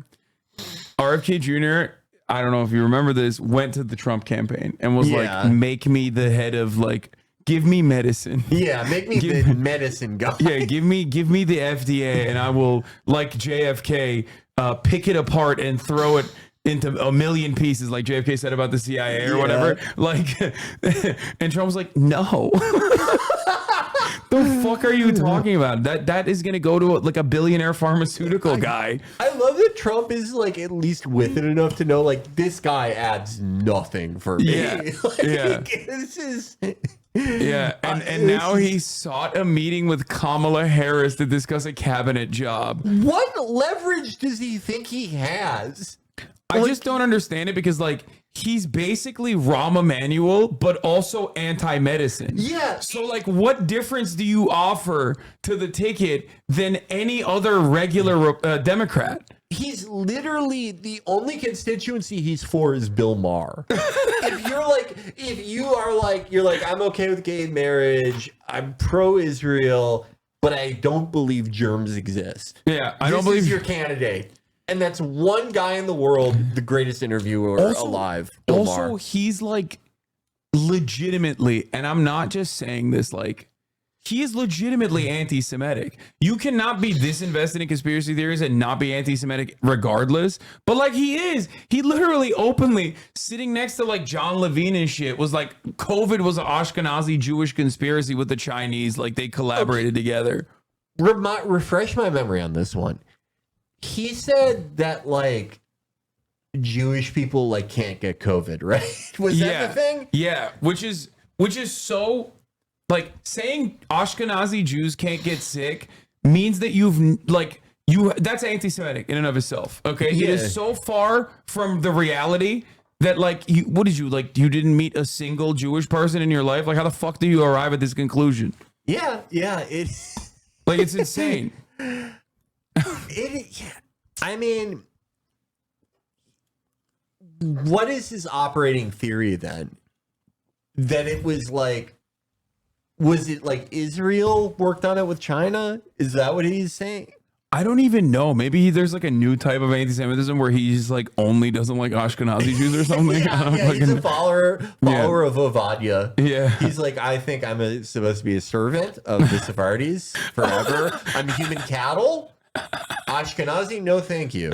But Sephardis, they're God's emissaries. Yeah, I don't know. I don't know what the fuck. Like, I don't know how he's like so. I don't know how he's so pro-Israel unless like I don't know. He did hang out with Jeffrey Epstein. I mean, maybe he's got some tapes out there somewhere. You know what I mean? And he's just like, I love Israel, please. It's either that, right? Which I'm not sure. I don't even think. Like, do you think Jeffrey Epstein would think he's like important enough to blackmail? I don't know, like, because I don't know, like, true. Especially back then when he was like a fucking environmental lawyer and shit. You know what I mean? Yeah, he was like, he was just some guy who would like go on Air America and be like, we have to clean up this river. Yeah. But like, I think that his Zionism is like, I don't know. It's a very like 90s Hollywood style Zionism where you're like, I like Israel because it's the most badass country and the fucking IDF babes. Yeah, he said Palestinians are the most pampered refugees in the world. It's insane for him of all people to say that. And also, I think he's like linked up with Rabbi Shmuley. Yeah, too. no, he's a Shmuley like, guy. dude, you are so fucking insane. Like, it blows my mind how you can. How do you do this? Like, how brainworms? I guess. Yeah. And talk about an internet. His campaign is only internet stuff. That's why he's getting a whopping 6%, baby. It's like, think about if you could bring Ross Perot in his peak form back for this election, or for this election when Biden was in it. What do you think he gets? Ross Perot probably wins electoral votes in this environment. If he was pro-Palestinian, I'm not even kidding. He would probably melt the table a little bit. Yeah. Like he would eat away at the Democratic Party's base aggressively. If he wasn't so nutty, like, because a lot of Americans are dumb as fuck. They love this like weird, like, oh yeah, I think medication is poisoning you. Yeah. And that's why we need to eat ladybugs or whatever the fuck, right? Like, he's God, that bug video Oh, is yeah. so fucking weird. Americans are weird as fuck. On top of that, if he was like actually fucking cranked out to the same, like if he was like truly the anti-war candidate, or at least he like presented himself as such, like I feel like he could legitimately get a lot of momentum in like very important blue states. Yeah. I just think like I would guess final results for the RFK campaign under 3% nationally, which is so insane considering how exhausted this electorate is. Yeah. Again, like Ross Perot, if Ross Perot in his 1992 form were alive right now and running, I would bet $10,000 that he wins electoral votes in at least one state easily in this environment. Even with this. What the fuck? Hey, everybody. This is Kathy Johnson. Why are there no bugs on her? Yeah, they're supposed to go in the garden, and this fucking goofy woman was like, "Here's a bag of ladybugs to help your garden." And RFK was like, Oh, thanks. He just dumped them Dump over his it all body. over my body so everyone knows I'm normal and good. This is a living culture like kombucha. What did he do? I don't know. They God, just he's such he a has to be fucking dead. freak. He has to be dead. Like bugs do not respond this way to humans. Okay. Yeah. No, he's dying. Like he's dead. Ladybugs are like skittish. He's hollowed. His hollowing is at 99. Yeah, you no. need to burn humanities in the bonfire, RFK. Yeah. Dude, the bugs are not tracking him as like an organic matter. Like they literally are just like, no, this is like this is a carcass. RFK needs to run for the Senate seat from Londor, the city of hollows. That video is so. He never explains why the bugs are on him. It's so fucked up. Yeah. How do you also not like instinctively try to swat one? No, yeah, he's like, this feels great. Yeah, they're I like love this. they're crawling into his ear and shit the entire time. It's so weird. But yeah, he went after a cabinet job, but the meeting wasn't granted. He previously saw an administration with a administration job with Trump amid discussions of Kennedy backing the former president. I think Trump is desperate enough that he might like actually like later down the line he might get Kennedy to like potentially drop out and endorse him. I don't know. Yeah, I think Trump's October surprise attempt will either like, I think this may happen where they're going to get an actor to say he was a hostage and that Trump negotiated his release with Hamas in Israel. Yeah. That's one. And it's going to be Patrick Bet-David will pretend to be a hostage. He's too brolic, dude. Me. He's too handsome. He's too handsome and too brolic. They would know that he's been fed well. It's gonna be something like that, or it will be like, guess what? RFK is gonna be my fucking vaccine guy. Yeah. One or the other. Yeah. Mpox. Yeah. They're gonna be like Mpox is fake. Yeah. Has JD Vance done Valuetainment yet? I just realized. No, because I don't know if he has, because he's only done like the weirdo Groiper ones. He hasn't gone to any of the cool fucking podcasts. Yeah, he's not cool enough for like he's not Joe Rogan material. He's not cut out for the fucking. He's not cut out for the Joe Rogans and the Patrick Bet-Davids. Like that's the big leagues. He was on Milk Boys. That's not big leagues. That's still weird. You're talking to a bunch of Canadians who LARP is like, who never went to college, that LARP is like American frat bros. Okay? And maybe that shit was like 4 years ago when they were college age. That was fine. But now they're just old too. And like the alcoholism is like genuinely set into their faces. When they get the Alec Baldwin face. It's like, bro, you're 25. Why do you look like that? What the fuck happened to you? I love when Dana White hangs out with the Nelk Boys, because Dana White is like a 60-year-old man. Yeah. And he's like, we're going to do some bitches together. It's like, yeah, cool, Dana. Me and my 25-year-old, me and Steiny are going to deuce a bitch after UFC 400 with 12 decisions on the card. Yeah, they're like this deucing sponsored by Reebok. we're smoking gars. That's what they say. Yeah, they say they're smoking gars. We're smoking gars and we're going to try to deuce Addison Rae. Oh, Jesus Christ. A Fox News poll that was just released. I'm saying Dana White would try to say that. Yeah. And down by 1 point. But what is we're this not coming after. We're not coming after Addison Rae. Let me go on record. I've said this privately. I hate how mean people are to her. When she got that, like, she did some like job for the UFC where she was interviewing fighters, and people were like, "I went to fucking journalism school and they didn't fucking let me do it." And it's like, well, first of all, you're stupid for going to journalism school. Second of all, this isn't a journalism. This is an internal promotions job, and this is a nice, pretty lady that everyone likes. And you're being crazy. Calm down. You're a defender. Okay. Did you see the Hawk Tua girl make fun of Steiny? Dude, I just don't want to know. Like, I hate myself for knowing what those words mean. You know what I mean? It's just like one of those things that just like immediately snaps me out of it.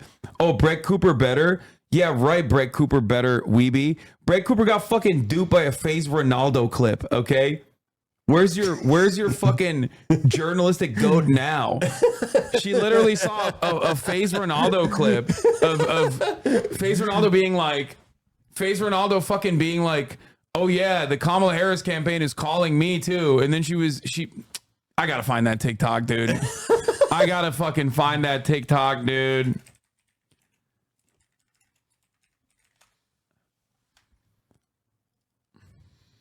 Kai might have been a dead end for Kamala, but her team. I archived that shit too. I was like, yeah, I want to fucking show this on stream. Oh, is Brett Cooper? Was she like a TPUSA girl? I think so. I think she's like Femme Shabibo. She's like Kai the might woman have been variant. a dead end for Kamala, but She's her the younger woman variant of Ben Shapiro, who does like a fake streaming setup. Yeah, and they copied my steez so fucking hard, dude. They swag jacked. She's doing the whole like lighting thing. She also like, I never noticed this about her previously, but she has like the very like millennial voice styling. It's like well, today, children, we're gonna blah, blah, blah, blah. Yeah. You know, the voice that you read Chuck Wendig threads in your mind. Yeah, McFuckstick. Yeah. They have been undeterred. Next, they reached out to another streamer, Ronaldo from FaZe, and that also did not turn out the way that they hoped. No, Camila Harris stopped hitting my team, you and the Secret Service, to do a stream. I am not doing a stream with any politicians, bro. Not having it. And it's not even that they just don't want to talk to Kamala. That's a web creator. Wait, he thought she was an OF creator? Wait, hold on. Not having it. And it's No way. No, wait, not hold on. even that they just don't want to talk to Kamala. I'm not an OF creator. They don't want to be Oh, involved. he's saying he's not an OF creator. Never mind. Who can blame them? How can this girl be a credible news source? This is what I'm talking about when I say stop believing everything you see online. 4.2 million subs. How are people so gullible? Daily Wire is done. It's over. Can I just say something that I love about Ronaldo is, and I think this is an artistic choice on his part, because I saw his streams before he was in FaZe. He was a competitive Fortnite player for a while, and I was familiar with him. Making the choice to use the headset mic where the audio cracks makes all of it so much like funnier. I agree. I think it's a great artistic choice. I think he's a genius. No, he's very funny. I like him a lot. He's very good. I like all the new FaZe boys. They're all great. Yeah, it's the Tyler one. It's the Tyler one headset shit. Yeah, it's a great choice. I think he's a genius for that. Yeah. Moxie does it too. But yeah, where's your fucking God now, Weeby? My Discord like loves doing Brett Cooper memes. Like Why? And at first they were like, I think it because they're horny. I think like there's no other reason. I don't understand it. I've never even seen like a conservative. I've seen some fans of some real like fifth string conservative women. Like I don't even need to bring up the Lonnies, the Melanie fans. I've never seen, not even the most desperate 61-year-old man be like, Brett Cooper, you are one smart smoke show. Well, there's like, I haven't seen a Brett Cooper fan anywhere. Yeah, they do this. They do this shit like nonstop. I guess you're chatting. They're the only ones. Yeah, no, like, they literally. Brett Cooper fans. They are the dude. I mean, look, see, I look at the Discord. This is insane. They have so many fucking gifts on lock for Brett Cooper. They're just like posting it nonstop in the chat. They're freaks. They're actually freaks. These didn't exist before. No one was making Brett Cooper they gifts have made. before. They have made it. These. They have made these 100%. You guys are fucked up. Yeah, it's just like, yeah, I gotta nuke this fucking Discord, man. It's so bad. What the fuck? You look very like Agent 47 there. That's kind of cool, actually. They call me you bald fuck. That's crazy. Oh, there's one of you. Me? What? You got this one. Every failure is a success. Oh, I'm in a related one too on the browser. Yeah. Okay, we're done. I'm stopping. The Discord. Oh, they made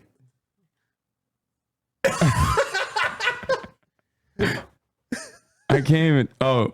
What the? Okay, I look like a scary murderer there. Okay, we're done. When my weight cut is done and I'm like finally down to 2022 Do you levels think of Hasan Piker non-fatness, is I'll hot? come back for some new gift framings that you guys can do with me when I'm less fat. This was funny. This was. Do you think Hasan Piker is hot? No. Why do you think it's so hard?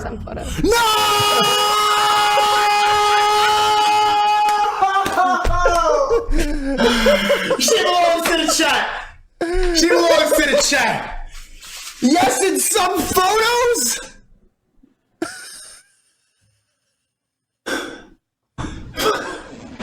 Is he? Oh my God, he's. Please be lying. Recently, don't like the hair. Before, yes. Okay. Okay. That was when I was on my long hair phase. She didn't like it. Yeah. That's He's why I cut it. Do you think? Bro got cucked again. Is this better? I think, I guess it was his old bedroom. It's like a ton of money. I don't think so. I don't know. Really? I don't know what he does. I think he just like now just defends pedophilia a lot. Okay. Like that's his new lane is being like, I defend pedophilia Islamically. Yeah, all those crazy conservatives who are like Muhammad married a 3-year-old. Yeah, I'm saying I like that. That's what blows my mind about it is that like these guys, these like later reverts, they all like these fake grifter reverts in the podcast and like PUA scene, like Andrew Tate and whatever, aren't just like they're not like abiding by Islam or whatever. Like they don't give a shit about it. They just like have leaned into the Islamophobic memes about what it is to be Muslim, and they're like, yeah, I only care about Islam because I want to kill you if you draw a picture of Muhammad, and I love pedophilia. And I want to do terrorism. It's like all the MI5 assets in London who are like insane, like anti-Shia, like psychopaths, who don't like they smoke and drink and do everything, but they want to like kill every Shia. Yeah, it's the exact same thing. It doesn't make any sense to me what the fuck this guy's doing. He's just like, he filtered Islam through like the most Western centric lens and was like, oh, I like it because of what these guys are saying about Islam. Not because of like Islam itself, none of the fucking principles, nothing like that, but simply because everyone is saying they're really bad. Yeah. He just did the defending pedophilia shit yesterday. Oh yeah, no, I saw this.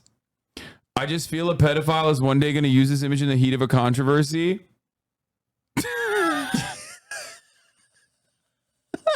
31,000 likes, bro. If you're MasterCard, please advertise under this.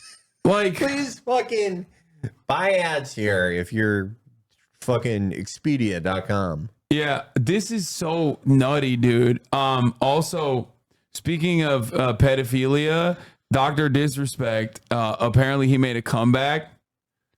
Vacation is just too good right now. I bet going on vacation with your wife after a pedophilia confession is great. I bet that's the best vacation of your life. Yeah, we'll be back soon though, champs. We have lots to talk about. And then he goes, yeah, yeah, yeah, yeah, yeah, yeah, yeah, yeah, yeah. Which I don't know. Is that like a Dr. Disrespect? Yeah, it's a That's a Dr. Disrespect thing? Okay. Yeah. So like, and he deleted the tweet where he admitted I saw that, but it's like you can't. What is his move now? Just act like it never happened? Well, I guess. They're calling you a kid liker on X, Doc. That's what they're saying on the Everything app. Connor's so funny. That's really good.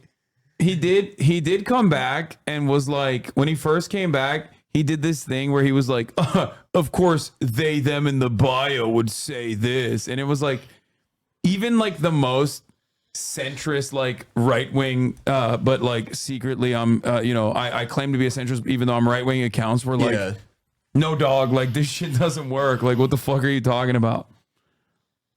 Yeah, I guess his move is like, okay, I'm gonna come back after a month, and then maybe everyone will, like, people won't care as much. Yeah, I just like, you know, if OJ showed anything, different media environment, of course. But like, I think he could have, if he just like deny. If he did that, even with overwhelming proof, he would like, there would be enough people who are still like, well, he says he didn't fucking do it, that he could like maintain a decent viewership. But he completely obliterated any possibility of that. Yeah. You can't like admit it. And But then be Brandon like, is excited. Can't wait. It's boring without you. that's the other thing I don't get. Like, how does, from what I can tell, this guy's stream is like, okay, I'm going to act like Ben Stiller in that dodgeball movie while playing Call of Duty. And people are like, this is the funniest fucking thing I've ever seen. Yeah. I don't get it. I'm sorry, I don't. But this is amazing. Doc, you doing this stupid fucking character that you've done for 20 years, you prevented me from killing my entire family. That's what people say. And it's so crazy to me. But have you thought that you're not 12, Felix? Bro, Dr. Disrespect's audience is not 12. His audience is older than mine, bro. What are you talking about? They're all fucking like retired cops and shit. Yeah, no, all of his audience are guys who are like, hey, Doc, I'm the head of the guard shift at Bagram Air Base. We're in Champions Club, firm handshakes. Yeah. It's all guys who are like in Blackwater. If you have like done a massacre that the US government covered up, you are a Doc subscriber, tier 3. Shitty Nick Merck put up a video of Doc returns so quick, but nothing really on him. Tons of Mr. Beast and Ava though. Yeah, Mr. Beast is people are fucking going crazy over the Mr. Beast stuff. Did you see he like the Delaware violated guy? Mr. Beast? He violated the Geneva Conventions. Yeah, but the other guy, the Delaware guy that worked for him, the pedophile. Yeah, that was crazy, dude. Very how weird. How the fuck do you see a guy? You're like, oh, my content is like mostly child facing. Yeah, I should hire an out and about pedophile with like a pedophilia charge. Well, it just like, I feel like he was sort of like set up for failure in this way. Like everyone was waiting for a dam to break. And it's like, ultimately, like, who knows, what the deal is with any of this. I'm awaiting that guy on YouTube, Legal Eagle. Yeah. I like him because he's, he like me and him, we're both middle-aged men. I bought his gavel. Whenever there's like a legal thing with like a streamer or something, I always wait for his video because he puts it in terms for, people like me and him, guys who fought in the Korean War. No, I'm kidding. He's not that old. But I like why he does very good videos about people's legal issues. But then in other news, and I always like to wait for his take. But like, who knows what happened with any of that? I am waiting on his video. But I think like, when there's someone like Mr. Beast whose entire thing is that they are the most advertiser friendly creator in the world, that like, anyone can buy product placement or ad space here.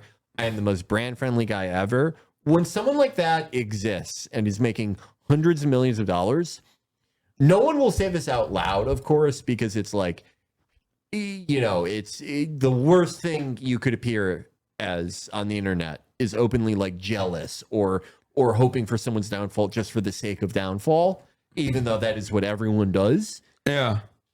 People were so eager for there just to be like one little crack on the dam, for anything to happen, for the floodgates to pour out, for everyone for there to be enough momentum to be like, fuck this guy. Yeah. And that is not a defense of him. I'm just saying that is a major vulnerability he had. Having said that, when you have that kind of vulnerability, I cannot believe that he only now hired an HR person. I'm like, bro, you're like a multi-$100 million corporation, and you didn't have a fucking HR person. Like, that's to protect you. It's not to protect the fucking people. Right, exactly. Like, that's exactly. Like, I don't know how he didn't know that. And like, again, having the vulnerabilities he did, he who knows what he thought? I can do this forever. Who the fuck knows, right? Yeah. But it's just, I mean, like for however like smart or capable someone is, there is a reason why, like for the most part, you don't see 26-year-olds running like companies that are worth hundreds of millions of dollars. Yeah. It's because of shit like this. Let's see. It's been a minute since we last talked about it, but there are new Mr. Beast allegations and updates. Because among other things, there's this alleged narrative that Mr. Beast is blocking people from speaking about victims, including those who say they were sexually assaulted. And in part, these updates start with Eret, Ava Tyson's partner, with there being an anonymous X account posting what they claim is an internal message Eret originally sent to mods in a Discord group. And I really want to stress this before we get into it. Currently, it is unclear if this message is authentic, right? Eret hasn't spoken out to confirm or deny it, but whether it is or is not genuine, it has led to a ton of responses online, and it's continued this narrative, and it's also led us to another big response. But with all that said, going down the list, this alleged message claims that Ava is disgusted by who she used to be, that she regrets buying Shadman art. This message also claiming that Ava didn't know Lava GS was a minor when she began making sexually explicit jokes in Discord channels where he was present. Though both Lava and another person who says they were a minor on those channels have responded, saying Ava definitely knew Lava was a minor at the time. And then the message shifts to Jess, who we mentioned in our previous coverage, right? Jess claims that she and Ava had a sexual relationship, that she was then brought on to the Mr. Beast team, and that things quickly turned to sexual assaults. And here, that message claims that Ava paid for all of Jess's living expenses, but that she viewed Jess platonically like a sister. Also claiming that Jess once tweeted a threat to kill herself, with the alleged message then going on to read, there has already been a third-party investigation at Beast for a couple weeks regarding Jess. However, as Mr. Beast has been under so much pressure recently, they don't want to say anything publicly in case it causes more things to flare up online. With it adding that Ava's initial response was, quote, entirely written by the Mr. Beast execs under the insane pressure of Amazon and other corporate investors, and claiming Amazon execs basically forced Jimmy to ditch Ava. But then, like I said, with all of that, we saw Jess responding to this anonymous account, getting them to share a screenshot of what appears to be part of the same message from Eret in this alleged Discord channel, with Jess then saying a number of the claims spread in this message were lies, saying Ava did not pay for all of her living expenses, claiming that the relationship wasn't just platonic, and notably saying she never threatened to kill herself, and adding, my case got moved to the new third-party investigators probably because the company didn't like the results of the original investigations, which started in early June. Yes, Mr. Beast wants to avoid anyone saying anything publicly about what happened to me and other victims so investors don't pull out. They don't care at all that I was SA'd at their company. But then also, as all of that was playing out, you had creator Rosanna Pansino claiming she got a hold of another alleged document. But they're saying this one is a 36-page employee manual written by Jimmy himself, and claiming that she confirmed its legitimacy with two former Mr. Beast employees. They're also posting the full document to X, but going through parts of it in a video. Yeah, there's like one of the things is no doesn't mean no. What? Like one of the bullet points is like, I mean, it's not about what you would think it's about. It's more so about like when you call up a dollar store because you want to buy everything and then they say no, then like aggressive sales tactics. Keep pursuing it. Like maybe even Jimmy, Mr. Beast Donaldson will give the call if necessary. Maybe they have like a manager in a different dollar store that might be a fan, or their children might be a fan, that kind of shit. But it's even then, it's like ridiculous. Yeah. To put in a fucking document like that. Yeah. Or they're starting with a section titled I Only Want A Players, in which Jimmy allegedly writes, A players are obsessive, learn from mistakes, coachable, intelligent, don't make excuses, believe in YouTube, see the value of this company, and are the best in the goddamn world at their job. B players are new people that need to be trained into A players, and like C players. 25, you need to be playing Steam Deck. You need to be having sex on a floor mattress, the shittiest box spring available. Half your meals need to be some type of drink. But like writing this when you're 25 is so sad. It's crazy. It's so sad. Or just I don't care how much money he makes. This is a wasted youth. Average employees. They don't suck, but they aren't exceptional at what they do. They just exist, do whatever, and get a paycheck. They aren't obsessive, aren't spelled wrong again. C players are poisonous and should be transitioned to a different company immediately, all caps. It's okay, we give everyone severance, so they'll be fine. With Rosanna here going on to say that this is evidence of Jimmy playing favorites, saying that it shows that those who don't fit into Jimmy's definition of A player are treated as less than within his company, arguing that normal people with healthy work-life balances are not welcome, which then rolls into a later portion of the document titled, It's Okay for the Boys to be Childish. If talent, he's referring to his best friends, wants to draw a dick on the whiteboard in a video or do something stupid, Let them. Parentheses, assuming they know all the risks and aren't missing context on why it's not safe. People like when we are in our natural element of stupidity. Really do everything you can to empower the boys when filming and help them make content. Help them be idiots. I don't this think, just shows the that culture in and that of he is itself intent. necessarily sinister, but just like, again, a multi-million-dollar company, which is what this is, Bro, putting yeah. that in writing is so fucking stupid. No, it's like what doesn't make sense is like when I first read like parts of the document, it came across like this was a dude who like was running a 5-person YouTube channel at the age of 20. Yeah. Because he was. But the problem is he's running a 100-person company that owns an entire chunk of like North Carolina that has products in Walmart. Yeah. And as an Amazon. They're a multi-million-dollar conglomerate now.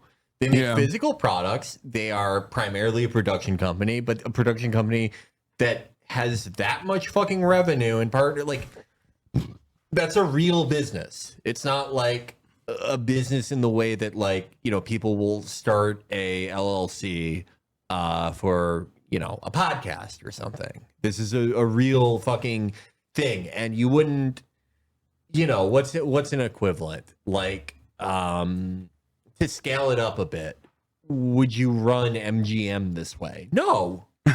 You know, no.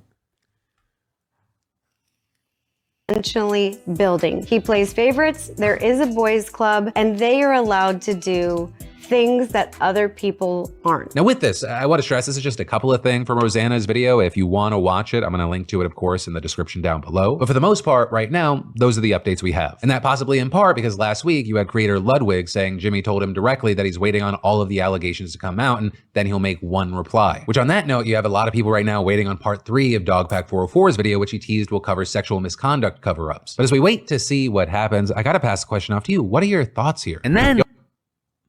Oh, did you see the Disney wrongful death suit? Yeah, Jesus. I said it on Twitter, but it's like, don't you wish they had like a better opponent than fucking Ron DeSantis? Yeah. Like, what an evil piece of shit company. no one in a position of power that is like actually remotely competent is going to go after fucking Disney anyway. So in a system like ours, you will never have a guy that is remotely competent go after. Like Sheldon Whitehouse is not taking on fucking Disney. You know the what I only mean? situation where you would ever get like maybe even like token Senate hearings about something like this would be like a Republican in the White House or the Democratic Senate and House. Like that's the only time where Democrats like try to look busy with this type of thing. That's how you get Kamala Harris advocating for Medicare for all. Exactly. Yeah. Democrat messaging bill saying like in revolution. Yeah. When they don't hold the White House, they are doing like pretty much all the things like that the Senate is supposed to do as enumerated. In America, if you watch an episode of The Mandalorian, they get to kill your wife. It's fucking insane. Like, I mean, I think they're just throwing darts at a board. It's just like a wild. I know they are. It's a wild miscalculation to even try that though, because obviously that's going to garner so much negative PR. Right. It is probably like on balance more advantageous for the company to just pay this guy. Yeah. So here, for those of you who don't know, Disney's trying to get out of a wrongful death lawsuit from a grieving husband tossed out of court because he signed up to Disney Plus years earlier, a free trial. His wife suffered a fatal allergic reaction at a Disney Springs restaurant after she said she had allergies and asked at the Disney restaurant if the food actually had these things that she was allergic to and was assured that the food did not have this thing that she was allergic to. Then she fucking died. And then Disney said, sorry, there is a no arbitration clause in the 1 month free Disney Plus trial sign up. So you technically can't fucking sue us for this. This is like, if conservatives were competent, they would be like making a major thing out of this. And like, it wouldn't just be this case. There are so many instances of Disney using lawyers to just terrorize people. Wait, dude. The lawyer for Disney in the "You Can't Sue Us for Killing Your Family Because You Streamed Encanto" one time on Disney Plus is No the grandson way. of Batista. Fuck off. Who was appointed to the Florida Supreme Court by Jeb Bush. Dude. Fuck off. I think part of this is like, America is so good at just like hiding that we're pure villain status. Like nobody thinks about that, but it's like comically evil on every fucking, like in every sense of the word. Yeah. Like, no, not the wrestler, man. The Cuban dictator. Like, he thought he was Dave Bautista's grandson?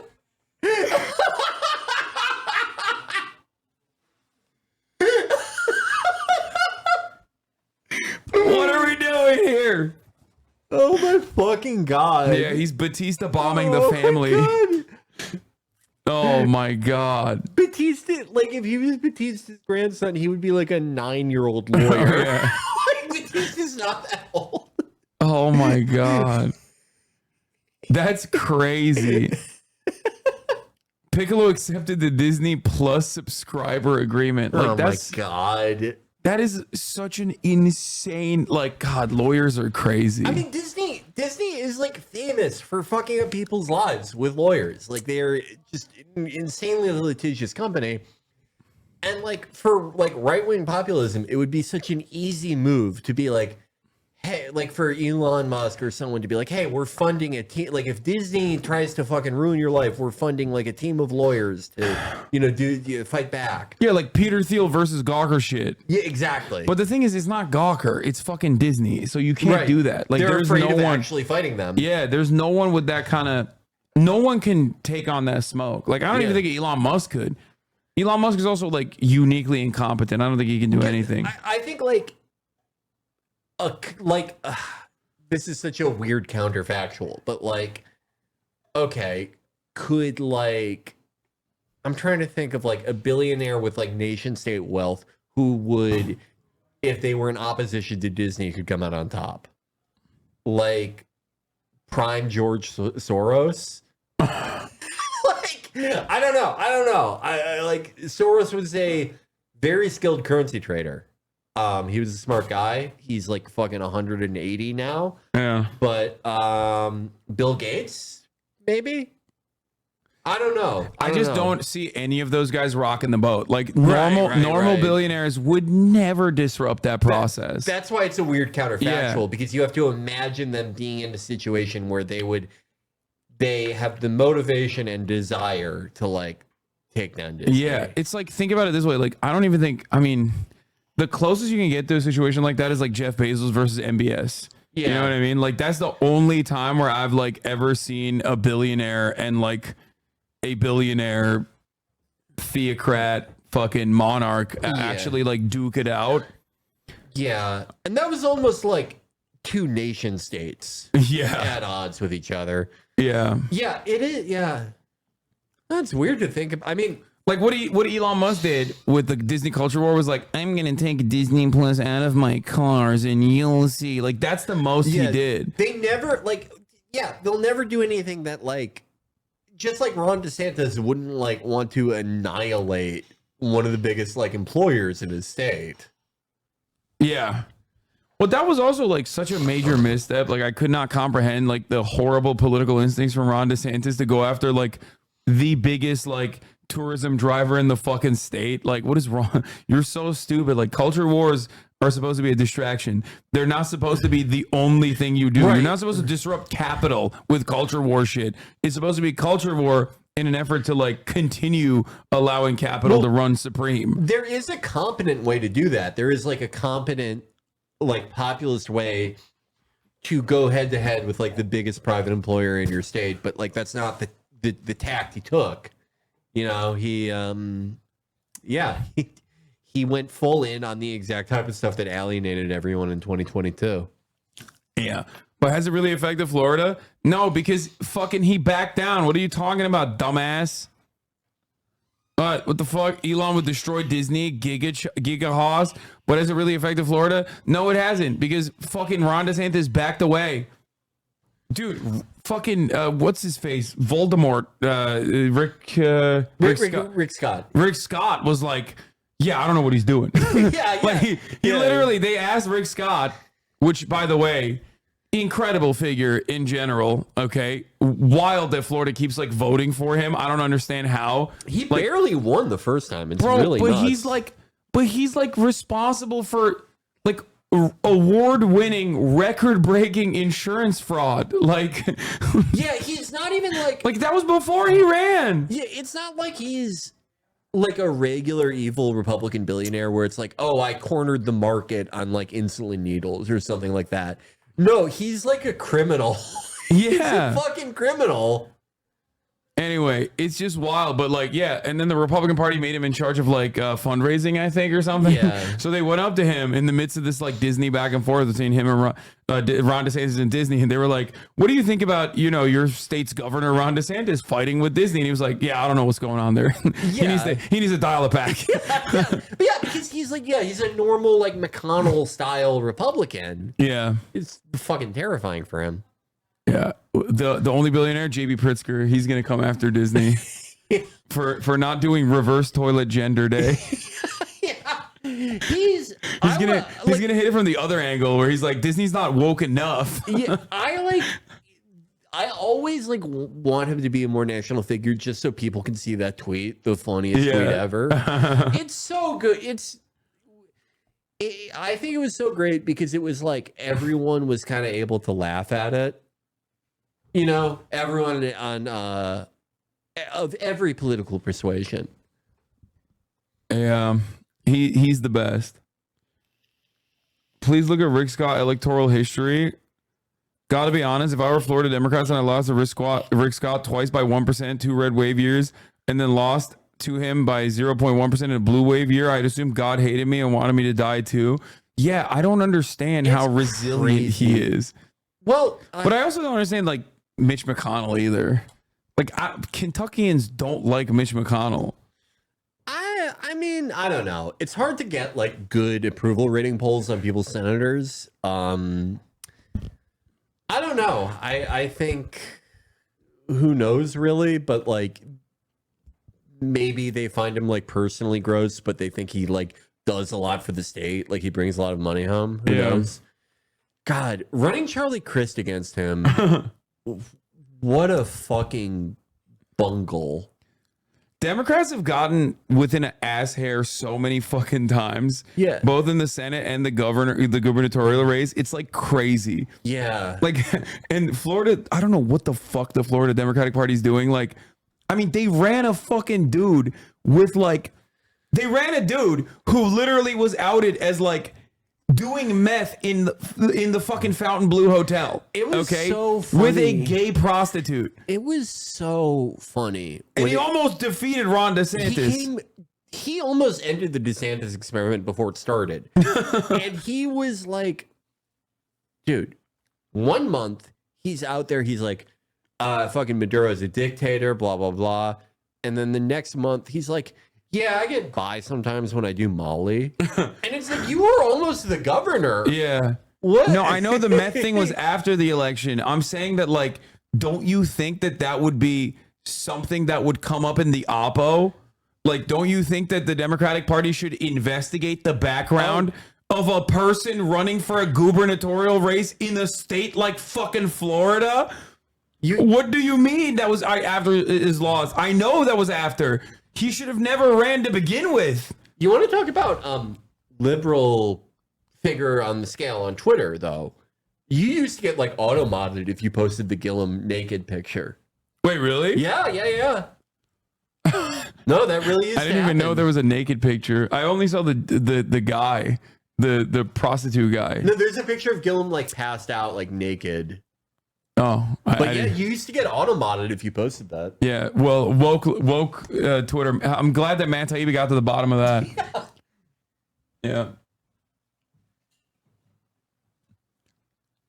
What do you mean doing meth with a gay hooker is good for your political career? Dude, I don't understand Florida at all, dude. I just don't get it. I will never understand it. Maybe he has been rehabilitated off meth, though. Everyone deserves a second chance. Man, shut up, Neek Skit. Jesus Christ. Every day, dude, with this fucking guy. Like, it happened like 2 years ago, man. What are you talking about? It was revealed immediately after he lost the race.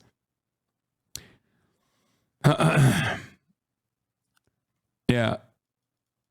Trump talked to Benjamin Netanyahu on Wednesday, dude. Remember what I told you about Ronald Reagan with the hostage negotiations? Yeah. Just saying. Something to think about. What is this? He's going to move the Bosnia? I love Bosnia. I want to move here. Well, I said it. I wasn't going to talk about this. But You actually mean that? You actually mean that? You could see yourself living there? I am looking at real estate today. Like, and I've traveled all over the world. I want to show you. Look at it. Look at it. I'm doxing my hotel. Yo, this actually makes me happy. Look at how beautiful this country is. It is. It actually is beautiful as hell. This is dope. But yeah, I'm back here. Hey, how much is like the average property out there, like a house, like a 3-bedroom? I think it's pretty cheap. You can get a good house in Mostar, like by the water for like 300,000, something like that. But I would probably get like a high-rise apartment, something like Miami type apartment, because I want to be here all the time. Mostar is the place to go. I'm telling you, that's the best place there. Yeah, but wait, what? I love Bosnia. Breaking pro-Palestine protesters storming the Democratic after party. Event following Kamala Harris campaign. Smokes bomb set up at the outdoor restaurant. Mass arrest. What the fuck?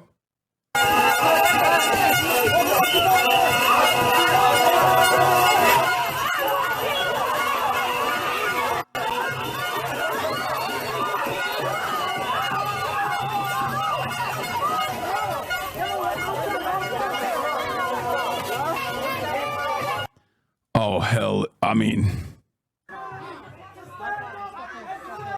Protests managed to crash today's fundraiser after party for Kamala. The Democrats who attended were residing, refusing to let them ignore the protesters' demands for an arms embargo to Israel. Police immediately called in to arrest several protesters. Hey, man, you got to do what you got to do. You got to do what you got to do, man. You got to do what you got to do. Hey, it would be really interesting if... Trump got to put forward how he's the peace guy in Israel Palestine. Once again, I'm reiterating my statement. Democrats have nothing to lose and only stand to gain from packing this shit up. That's all I'm saying. How effective are protests like this? Brother, if you can't protest like this, how else are you supposed to protest? This is, in my opinion, I don't give a fuck if this kind of shit like negatively polarizes those in positions of power against like pro-Palestinian protesters. Like, asking kindly never works, okay? It's about a consistent pressure campaign where you ceaselessly and endlessly remind people that at the top of the hour, there's a 3-minute ad break. And if you no longer want to see those ads, all you need to do is subscribe for $6 or for free with a Twitch Prime by connecting your Amazon Prime account to your Twitch account. You get 1 free Prime subscription a month. Here's a 3-minute ad break now. Yeah.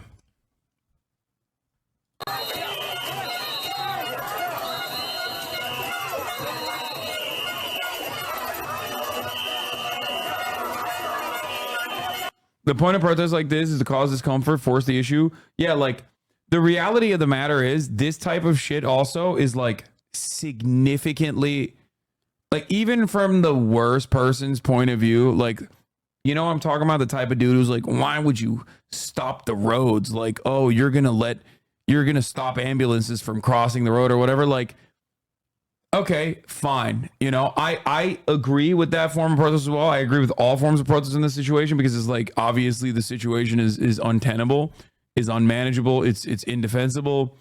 Having said that, however, this I think is also the type of protest of like, you know, even a fucking Asmongold type of person who would be like, oh, my day is ruined, would probably understand, because who the fuck are you supposed to protest at that point? Like, what are you supposed to do? Just like not protest? I think ultimately that's what it is. The people that would get mad at this would be like, you know, don't protest. Fuck you? Wait, why?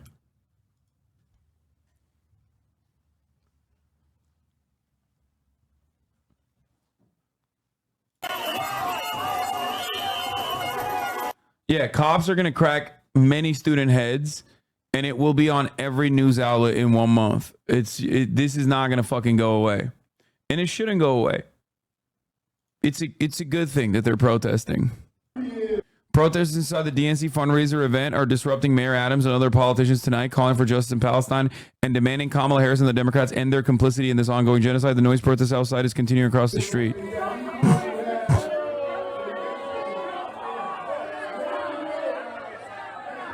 The pro-Palestinian protests have started. They were inside a DNC fundraiser, disrupting Mayor Adams and other politicians, calling for justice in Palestine. And then apparently they also managed to crash today's fundraiser after party for Kamala. The Democrats attended, were residing, refusing to let them ignore the protesters' demands for an arms embargo to Israel. Police immediately were called in and arrested several people. Yeah, be on the lookout tomorrow from fucking Joe Scarborough and like all of the liberal outlets being like, it's unacceptable. Why are you guys doing this? Did you see what Malcolm Nance said? Oh my God. I love Malcolm Nance. Oh my God. He's No, I don't so want to have funny. a fucking aneurysm. Let me guess, okay? You will not guess. It's too insane for Wait, anyone. really? I would be concerned for anyone if they guessed. I thought he was going to be like, this is why I went to Ukraine, you McFucksticks. You McFucksticks don't understand. I went to Ukraine to crack skulls, and now I can't wait to come back. Now I can't wait to come back to New York and crack some pro-Palestinian jihadi skulls too. It's weirder than that. Okay, I tried to be as weird as possible. Let's see what he said. Okay, so he posts a lot. That's the problem. I would go to his media grid and find the post with the folding chair for an image. Yep, there. Oh my God. This is the. Okay, I wasn't that far off. But I feel like the headline here is, again, he is saying this. I'm not. I want to make it very clear. I'm not saying this, nor is anyone I know saying this. He is saying that African Americans have a racial buff to folding chair attacks. No, it's I because do not believe that. No, is true. that's from the fucking Montgomery brawl, dude. That's why it's an old ass fucking meme. We're not an old ass meme, but like old now. Remember when there was like a fucking group of like white racist dudes who were drunk as fuck in Montgomery that were don't boating. remember this. Okay, so this was like big for like. I God. thought he would. Well, he said My brain is so rotted. I know said everything he like said this. We have a certain peculiar set of skills. He's trying to do the taken thing. And so when he posted the folding chair, I thought you should not say that any race is better at using folding chairs as a weapon than any other one. Yeah, terrorists and Hamas supporters of Free Palestine groups think they're going to disrupt the DNC. Well, it will be the largest assembly of African Americans since 2008. We have a rather peculiar set of skills. Like he's saying that, first of all, when I saw the folding chair, immediately I thought, is this like a Evangelion reference? I was like, what is he trying to say? But then I very quickly understood it's a Boondocks reference. I thought it was the Montgomery boat fight. Was it not? When the brawl. How does Malcolm Nance... Was it on the Boondocks? It could have been I thought it was the Montgomery boat fight. Yeah. I never saw this. Oh, this was huge on Twitter. This like blew the fuck up. I've never seen this. Yeah, it's 3 black men and women escalating. Wait, what? The video shows black men and women escalating a fight? Wait, what? Okay, this is a racist ass interpretation of the events that unfolded. So I'm assuming... No, a bunch of drunk white boys came off a boat and started beating the shit out of a black security guard who was telling them like, you have to move your fucking boat because a much larger boat is trying to park here. And ultimately they just got their ass. Yeah, someone, I think Didn't someone use a chair in this fight or no? Am I wrong? Yeah, ultimately they rushed to his defense and beat the fucking dog shit out of the racist losers. Oh, that's cool. Yeah, it's a great story. This guy is needlessly making racist revisionist history here. But I think it's the skills. I don't believe in work, man. I had my You owe me money, man. Give me my money back. I want my money now. Give me my damn money. Yeah, it's just like when someone uses a chair, like fights break out or whatever. Anyway, regardless, he's trying to do a meme, okay? He's trying to do a meme and he's trying to say like, yeah, black people have a peculiar set of skills. I don't think anyone should say that. I think, I don't like playing the hypothetical game. Black people famously love defending Israel. That's what it is. That's like, there's so many like, I really don't think this is like widespread. This is just like a few cynical people. But I've seen some like some funny like white watermelon people accounts, like the people talking about like on Twitter being like, oh, those watermelon people, I've been telling you all about it. Yeah. Or well, I said like a bunch of like white people who are like, I've been sitting my white ass down and watching black creators tear into these Palestine people. Yeah. It's like, yeah, no, I don't. Yeah, I don't think everything is like a 3-letter agency operation. I think it just as easily, this could just be like, people are fucking cynical. Or they're getting, I think people might be getting paid a little bit. Yeah, no, I think a little bit of money. I think it could very well be like some weird pro-Israel group could like be paying influencers. Who fucking knows? That's certainly happened before. Who knows? But I saw a lot of funny posts about it. There were a lot of people who are like riding the Kamala momentum to be like, oh, these guys are spoilers.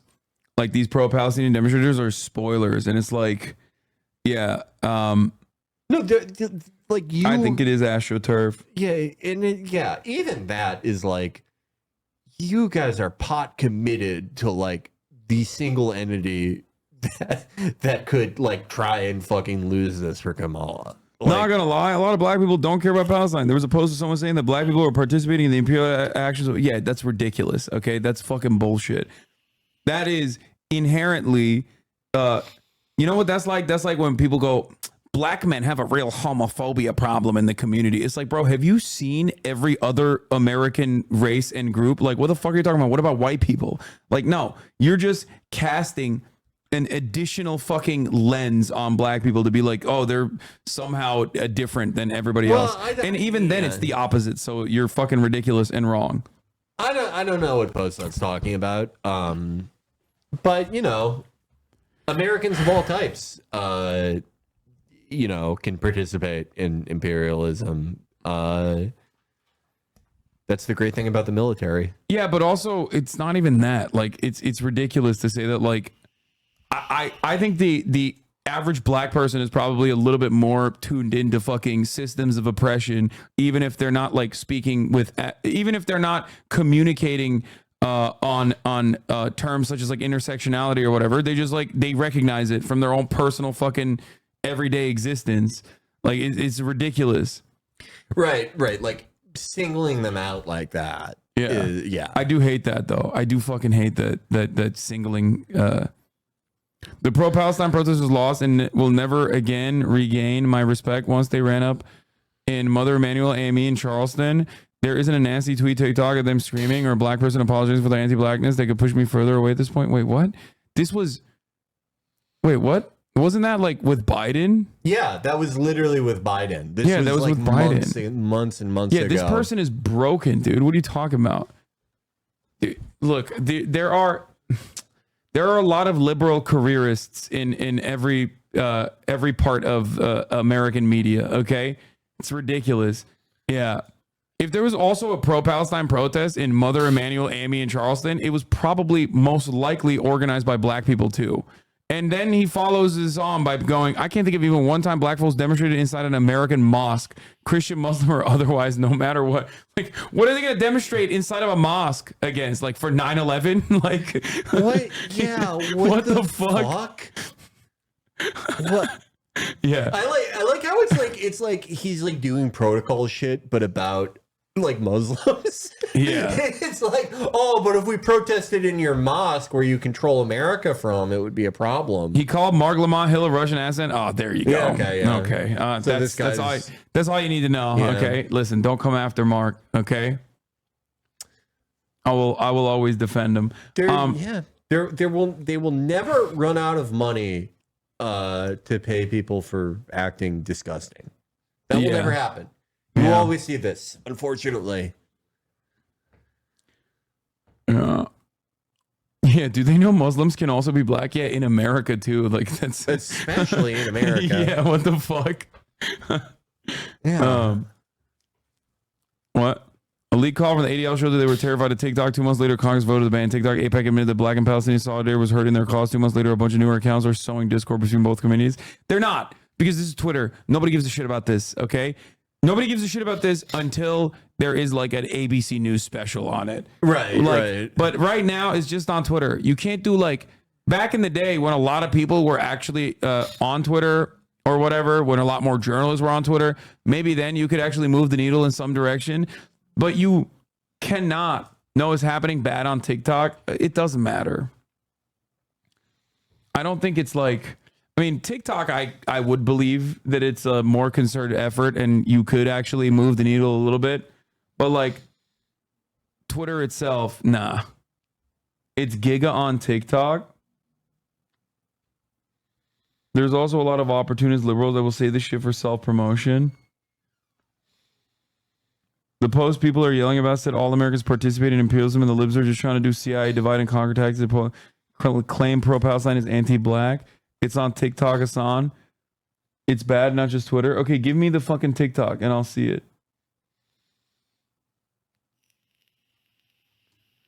Anyone that fucking turns around and goes, hey, this white supremacist empire with its fucking 800 military bases and its tentacles in every little thing that's going around, specifically in the third world, you know, where a lot of black and brown people happen to be the victims of said empire. You know who's actually mostly responsible for that? Black American descendants of slaves. That's an insane fucking thing to say. You are the most delusional person on the planet. There is no way I will ever take you seriously.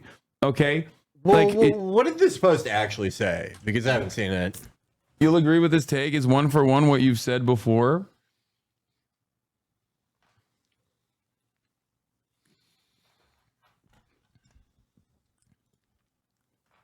Was it disrespect the protest Biden speech at the Mother Emanuel AME Church in Charleston? Oh, it was. It was the Biden speech. Yeah. I think one of the most like cynical, one of the most grossest aspects of the Biden camp that they did this shit was when they would like weaponize black people as a shield. Yeah, talk about fucking human shields. Yeah, they literally would just be like, wow, it's really fucked up because a lot of black people love Biden. So you must be against black people. And I was like, I'm telling you, Kamala Harris is a black woman who should be the substitute to Biden. And motherfuckers would try to tell me that it's anti-black to usurp Biden. I love the Democrat QAnon stuff they did where they went, by not stepping down, that's Joe Biden shielding Kamala. Yeah. I never understood that, how that was happening. What is this? What started it? I never thought I would be one of those people that comes crying on the internet, and if my English is not comprehensible, it's fine. It's not my first language. But this has to be said. I'm so sick. I'm so sick and tired of Americans playing your identity politics. I'm so sick of it. You were all able to comprehend pinkwashing. You were all able to comprehend how using one's identity in the name of fucking... You were all able to comprehend how pinkwashing is fucked up. That killing people in the name of something is fucked up. You were able to comprehend it when it came to queerness and pinkwashing, but you're not able to comprehend it when it comes to race. You're coming on the internet, telling Palestinians how they're playing oppression Olympics, how there's other genocides. We are very well aware. We're from the global south. We are aware to what's happening. I'm fucking half Iraqi and half Palestinian. She's not saying anything wrong. What the fuck? Why are people mad about this? I don't understand. You're aware of the oppression that's happening, and it's never because of us, it's because of you. It's fucking because of you. It's your government. It's the people that you keep voting, and it's your tax money. I've never been in the US, and I never fucking will be. Never fucking will be.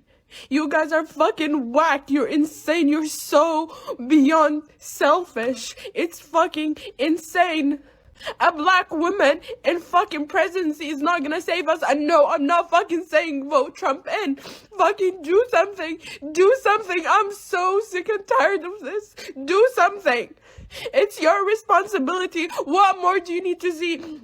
What more images need to come out of Sudan, Congo, fucking Palestine, any of those countries? What do you need to fucking see to fucking start acting and realizing you're the fucking problem?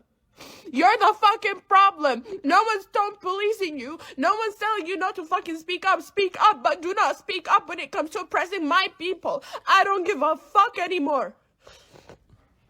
I don't give a fuck anymore. It's fucking also white people. It's all of you. It's fucking all of you. Every fucking race in fucking America has oppressed us. Black people also wear a uniform and get on a plane and come to our countries and kill us. You vote the same fucking melanated fucking people into government that sign papers to kill us. I don't want to hear it anymore. I don't want to hear it. You are our colonizers. I do not want to fucking hear it. I don't want to hear it. I'm done. I'm fucking done. We've watched our people die for fucking years. We're not the people that oppressed you. Instead of taking a second to think how fucking identity politics is so fucking toxic and is killing people, you're playing into the entire fucking agenda. Step by step, you're all fucking brainwashed. You're all fucking ridiculous and fucking pathetic. I'm so fucking done. Done. So fucking done. You're all the fucking same. All of you. Every single one of you. Every single fucking American is complicit. And I'm done. You're all fucking complicit. You're all complicit. Yeah, I think this was willfully misinterpreted. Yeah. To say the least. I saw people specifically to black women saying they're voting for Kamala, saying that they should take the Palestine flag out of their name or bio if they're voting for Kamala. Yeah, I don't really care about these fucking like, oh, you need to change your bio or whatever. None of that stuff moves the needle. Go out and fucking protest, okay? She's absolutely right when she talks about like identity politics being a mechanism to shield America's like gross and violent actions. She's completely correct. Right, and she's not singling anyone out. She's saying that, like, yeah, that, like, nor is she saying that anyone is, like, more culpable than the other. Just that, like, you know, again, anyone in America can join the military or otherwise, like, commit these acts. Yeah, I don't think this is like specifically singling out, like people are making it seem like this is specifically singling out black people. It's really not. Even one point that she made, this is actually a really important point. Not the fact that there are like black troops on deployment, because that's another consequence of like America exploiting underserved communities to consistently have like some function of a poverty draft.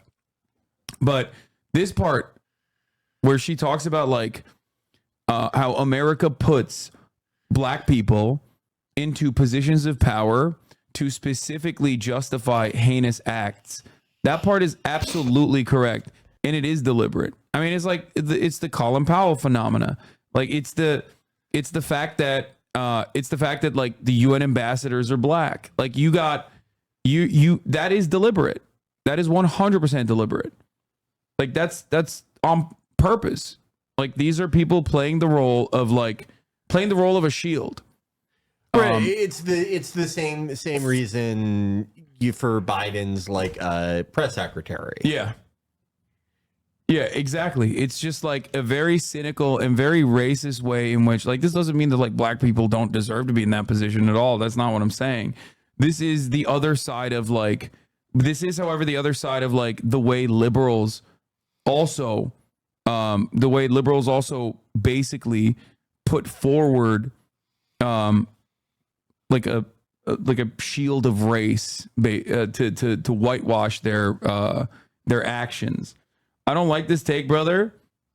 I mean, look, Cornel West, who said black faces in high places will not be able to undermine white supremacy. This is a white supremacist reinforcement, ultimately. That's what it is. Catalyst of a TikTok live argument? Yeah.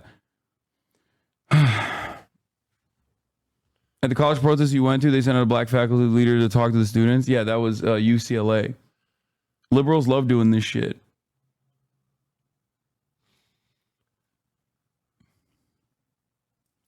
But ultimately,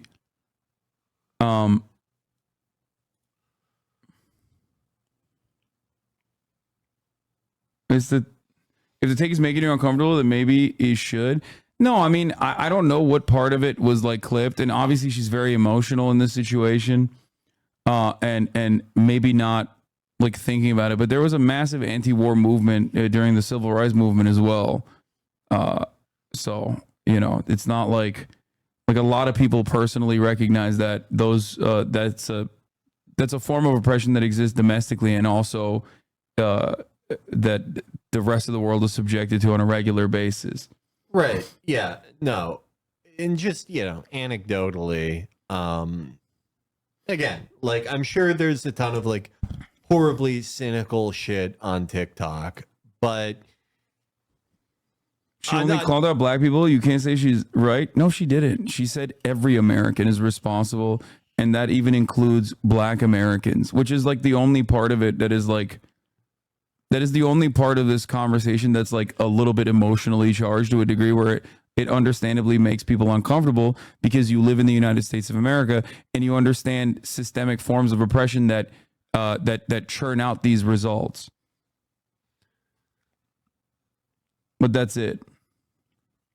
They saw it was ineffective to call anti-Palestine anti-Semitism. Now they're calling it anti-black. Yeah, that's ridiculous. Yeah, 100%. That's fucking ridiculous, dude. The bit where she talked about black people serving in the military being our colonizers was the bit that was clipped and blew up on Twitter. Came across a bit unhinged due to her yelling and crying. Her overall point is much more coherent. Yeah. Right. People willfully like misinterpreted it to make it sound like it was directed that way. Yeah. This is relatively small in the TikTok thing. There was an argument between an account called Lean and an account called Back That Thing Up, which a lot of the comment was centered about, right? They were talking about Congo. Yeah, I think it's a cynical way. It's a cynical way to basically shut this argument down. She's ultimately not wrong. Yes, black people who are abused and oppressed domestically are also then, as a byproduct of that oppression, are sent to the fucking front lines to do the bidding of white supremacists. This is 100% the case. I think like that's not wrong. That is absolutely the case. I think she's responding to a TikTok of a black liberal saying he's voting for Kamala because Biden was helping with the Congo, lol, and has said that it's been ongoing for more years than Palestine and was downplaying Gaza. Jesus Christ.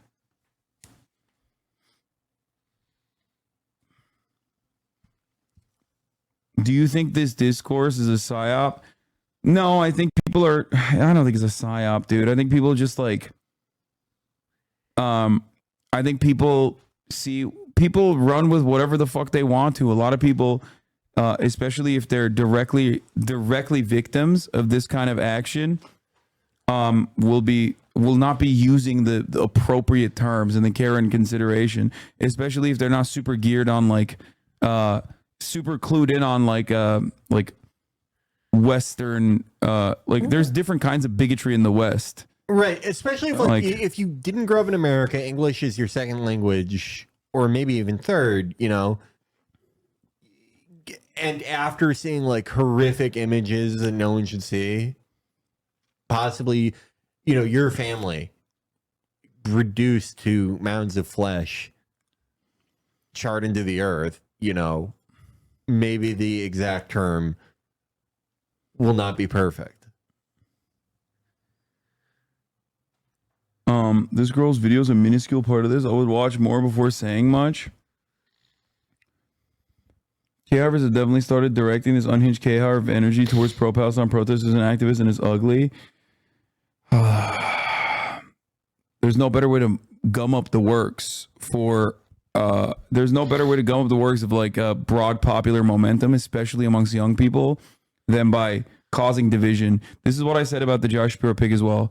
For my own personal reasoning for Josh Shapiro was not that he was like, you know, over the top Zionist or whatever. I don't think he was like any more Zionist than the average fucking average Democrat is, right? Maybe with a little bit more of a personal connection, you know, the volunteering for the IDF or whatever. But when he was in high school, but like beyond that, every Democrat is just as unconditionally supportive of Israel's existence as an apartheid state. For me, it was more so about my red line was the school voucher program, which is, you know, an immediate way to say fuck you to the teachers unions, and shows your willingness to like destroy what remains of the public school system. But beyond that, I also caution the Democrats that Josh Shapiro as a pick for VP would constantly create an endless cycle of back and forth between Democrats and their base of support, especially ones that would like normally be the door knockers, be the organizers, because they would constantly run to the center and keep saying, oh, our base is just like anti-Semitic. That's why they're not voting for us. Right. I mean, which would be ironic because those are like all the fucking Bernie coalition. I had like, you know, my input on this was not and is not important because I'm not voting for the ticket. And I don't imagine there was any realistic VP pick that could change that for me. But as someone interested in like horse race politics who has been following it forever, I think Shapiro as a VP pick, like he went a little bit above and beyond, you know, using anti-BDS laws to go after fucking Ben and Jerry's. That puts him a little bit more in that camp. Oh yeah, true. I forgot about that. Average Democrat. But I really think his main weakness as a VP. We also called the fucking pro-Palestinian KKK. And people try to justify that by saying, oh, he was saying, wouldn't it be bad if they also broke the rules? And it's like, fucking come on. Yeah, no, that's ridiculous. It sounds like how like conservatives talk about how Trump's remarks after Charlottesville. It's the exact same thing. But Shapiro, his biggest weakness, I thought, was unk crimes. He committed those crimes for his I like that we both have our own pet project that we were more offended by. Yours was on crimes, valid. Vouchers, I think, also bad for sure. But like that thing where like this donor, this guy that he was childhood friends with, his nephew, he found his fiance dead, stabbed in the back of the head multiple times. The first guy he calls is Unk. Suicide. Unk. He calls Unk, Josh Shapiro's friend. Unk comes over. He takes all electronic devices, takes all that out.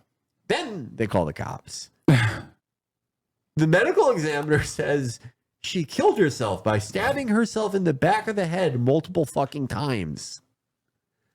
And it's a really fucked up story. The woman's family has like, I think it made it to the Pennsylvania State Supreme Court that they're going to like reopen the ME's report to, not categorize it as suicide, hopefully.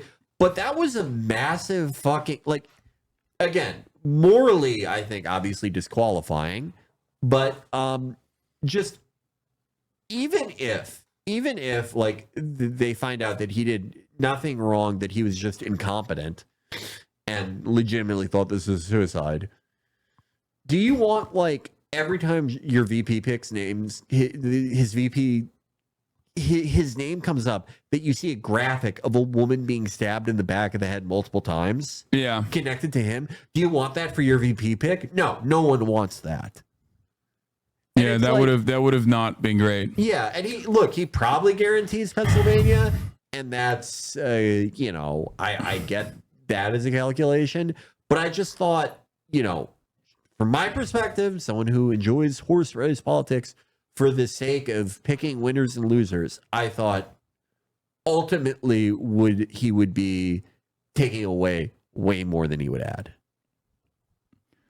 Yeah, I mean, ultimately it's also the unique dynamic. Not the Josh Shapiro thing, but going back to the other quote unquote drama or whatever. But like, at least in my experience, like I went to a bunch of Palestinian protests. Like we've been covering this for quite a bit. Like those are not like even remotely the fucking DSA white caucus crowds that you would see. No, those were some of the most diverse fucking crowds of young students from every different fucking background. So like, I don't think that there is, I don't think that there's any love lost or any kind of like lack of solidarity. So this is probably marginal. Yeah. People are just like very desperate. As like the conditions in Gaza worsen, people will become more and more desperate to like grab onto any little thing they can. And this is what the new thing is for a brief moment. It's probably nothing. And like to anyone who is disheartened by this, I would have to say that like out in the world, and again, this is anecdotal, of course, but people are much more attuned to the connection between imperialism abroad and the excesses of the empire and the empire's proxies, how that connects to oppression at home. They're way more attuned to that than you may think. They have a way better handle on a lot of this than a lot of people may think. And, look, going all the way back to October of last year, I thought, okay, this is the most successful attack on Israel, like, in my fucking lifetime. Maybe this will make things harder for the anti-war, for the anti-Zionist side in America, right? That was a lot of people's guess. I think some of the guesses people make where they were like, this is the end of the fucking organized left in America, those were stupid at the time, and they were proven... Will Stansel. Yeah, those were, proven dumber as time went on. But, my interpretation of October 7th was their strategy is that they're not going to wait on whatever yield that broad sympathy in America could create. And I think that was a fair calculation to make. What ended up happening is that this is the broadest, most diverse, and fastest growing that I've ever seen the anti-Zionist movement ever in America. Yeah. I did not expect that at all. And I think that really caught people flat-footed. It was a beyond pleasant surprise. And people will, whether it's because they are cynical or whether it is because they are getting paid, will try to undermine that and try to trick people into increasingly minute factions over essentially just very cynical machinations. And it's easy to fall for that, but you also just have to keep in mind what we have now is it was inconceivable even 3 years ago. And it is absolutely terrified them.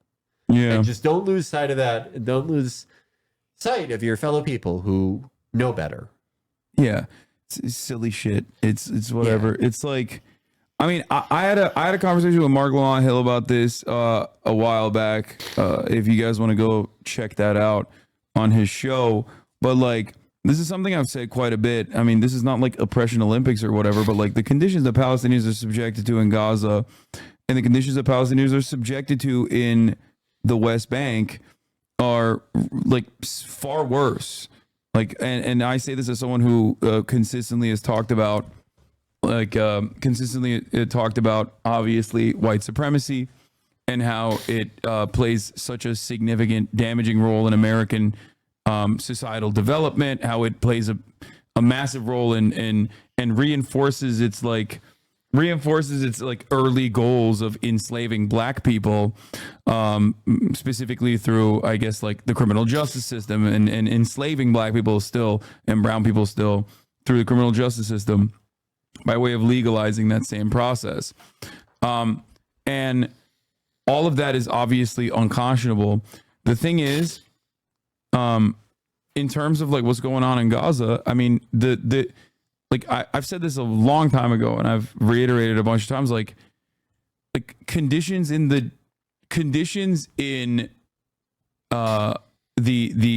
Jim Crow South would be a genuine improvement to the conditions in Gaza right now.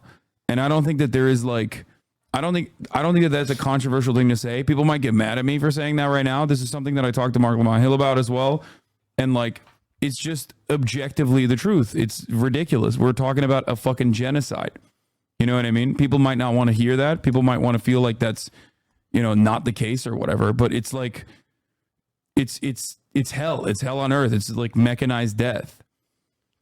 They could take it up with Ta-Nehisi Coates. Exactly. Ta-Nehisi Coates, who himself is had a change of heart after visiting the West Bank. And this is before like the latest incursion in Gaza. So, I don't know what else to say about it beyond that. Those are, and it's not like this doesn't mean that, segregation was a comprehensible, permissible thing. It was not. It is utterly immoral, gross. It is a system of apartheid. And that would still be a more preferable circumstance for many people right now in Gaza. Gaza, as it is now, is, the only thing that I could compare it to in like our collective cultural memory is just very broadly the Eastern Front under the advancing Wehrmacht. Yeah. Dude, it's like the Tulsa massacres, right? Yeah. Bombing of Black Wall Street. Like, think about that. It's like a gross chapter of American history with a litany of different kinds of like comparable forms of violence against black people, specifically deliberately. That's happening literally every day, like all the time. It's crazy, with much better weapons, right? Like with much better weapons. Like all of our technological prowess is going to specifically melting Palestinian people in entire city blocks. It's crazy. Yeah, I mean, like the amount of, as doctors have said, they've never seen this many children with sniper rounds in their bodies. Children deliberately shot with sniper rifles. The most accurate air-to-ground munitions ever created. The CEP for like a small diameter bomb is 1 fucking meter. 1 fucking meter. I think that's like what? Like what? Even 1/5 of like a larger JDAM's CEP. Deliberately and repeatedly aimed at families, at grandmothers, at little kids, at schools. Like beyond a shadow of the doubt, just a racial annihilation campaign. And another like oftentimes overlooked aspect of this is that it could literally end with one phone call. That's what's so fucking frustrating about this. Like, it could end with one singular phone call. No more weapons transfers until you get to the fucking table and you cut the shit out. It's happened before. It's literally happened before throughout American history. Ronald Reagan, Joe Biden himself had a similar moment in 2021. That's what's wild about it, is that it could not happen without our undying loyalty and commitment and financial support.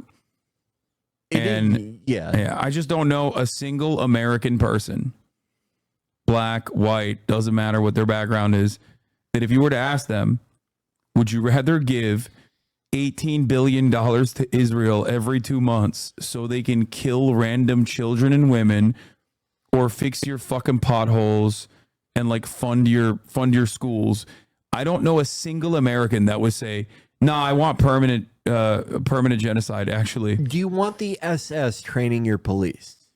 Yeah. Do you want everyone from the fucking dog catcher to the senator from your state vetted by the political arm, the international political lobbying arm? The lieutenant governor is what he's talking about. Like, oh my God, that shit was so crazy. Yeah.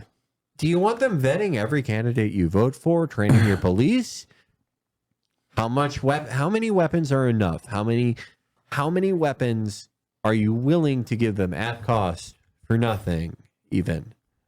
So that this can go on forever, so that they never have to truly face the consequences of the world that they have created around themselves. Yeah. And that we have too. That's the other aspect of it. Like all the Black Lives Matter protests, we're talking about the disproportionate targeting of black people by police. Like post 9/11, IDF has trained every single fucking police department in this country. You know what I mean? Like kettle and corralling as a strategy that actual Black Lives Matter protesters experienced was like common practice from the IDF, counterterrorism practices that they taught to American police precincts all the way from New York City, which also happens to have a division in Tel Aviv, down to like Terre Haute, Indiana. You know what I mean? It's not like this was like it's not like this is only in the big cities or whatever. This is like across the board. That shit's crazy. So it does actually reinforce white supremacy in America as well, because it's simply white supremacy already in the form of our foreign policy upon the global South. I think a lot of the stuff you see of people just, acting cynically, whether it is like, Isaac Edward Devore saying that Shapiro was like singled out, or whether it is whatever influencer anywhere trying to sow division, anything, any type of like just broad cynicism you see of this that is like a misdirection in nature. It is trying to get you to think about anything, something else other than the direct angle of this. That is someone who is fully aware that all of this is a stain on all of us. It is a stain, a mark on every American. It is them trying not to think about that. And they're trying to convince themselves as much as they are trying to convince you. Yeah. All right. That'll be all for today, folks. Thank you, Felix Biederman of Chapo Trap House. My pleasure. Yeah. Instead of funding Israel, we could have gotten Felix a F-22 or an F-15. I wouldn't even ask for like an expensive F-22. I would have like an F-16, even a really cheap one like the J-39C Gripen. That is a steal at half the price. Yeah. Don't be duped by this dumb shit, okay? Don't let people break your solidarity. It's just like record behavior. Who gives a fuck? I mean, it's silly nonsense. I hate entertaining stuff like this. It's just like I despise this so much. It's so fucking annoying. But yeah. Anything you want to plug? Well, we have new merch out at chapotraphouse.com. Hell yeah. Store or merch, I forget which one. Try both. Try them all. Maybe I'm right. I can't plug the show. Sold out. Damn, but flex. Really, we should have gotten a bigger venue, but we didn't even think to do this until too late. And that's before I announced that I'm going to be on it. I'm going to do something. We'll be on it. So if all the people who bought tickets, if they die and we have to sell new ones, check it out. And Chapo Trap House on Patreon, SoundCloud, Apple Podcasts, and twitch.tv/Chapo Trap House. All right. Bye, everybody. Peace. There is again Hasan streaming, Hasan streaming,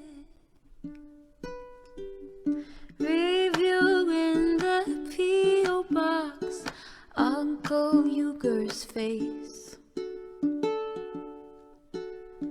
Sudden discord at your prop, great names take on breath.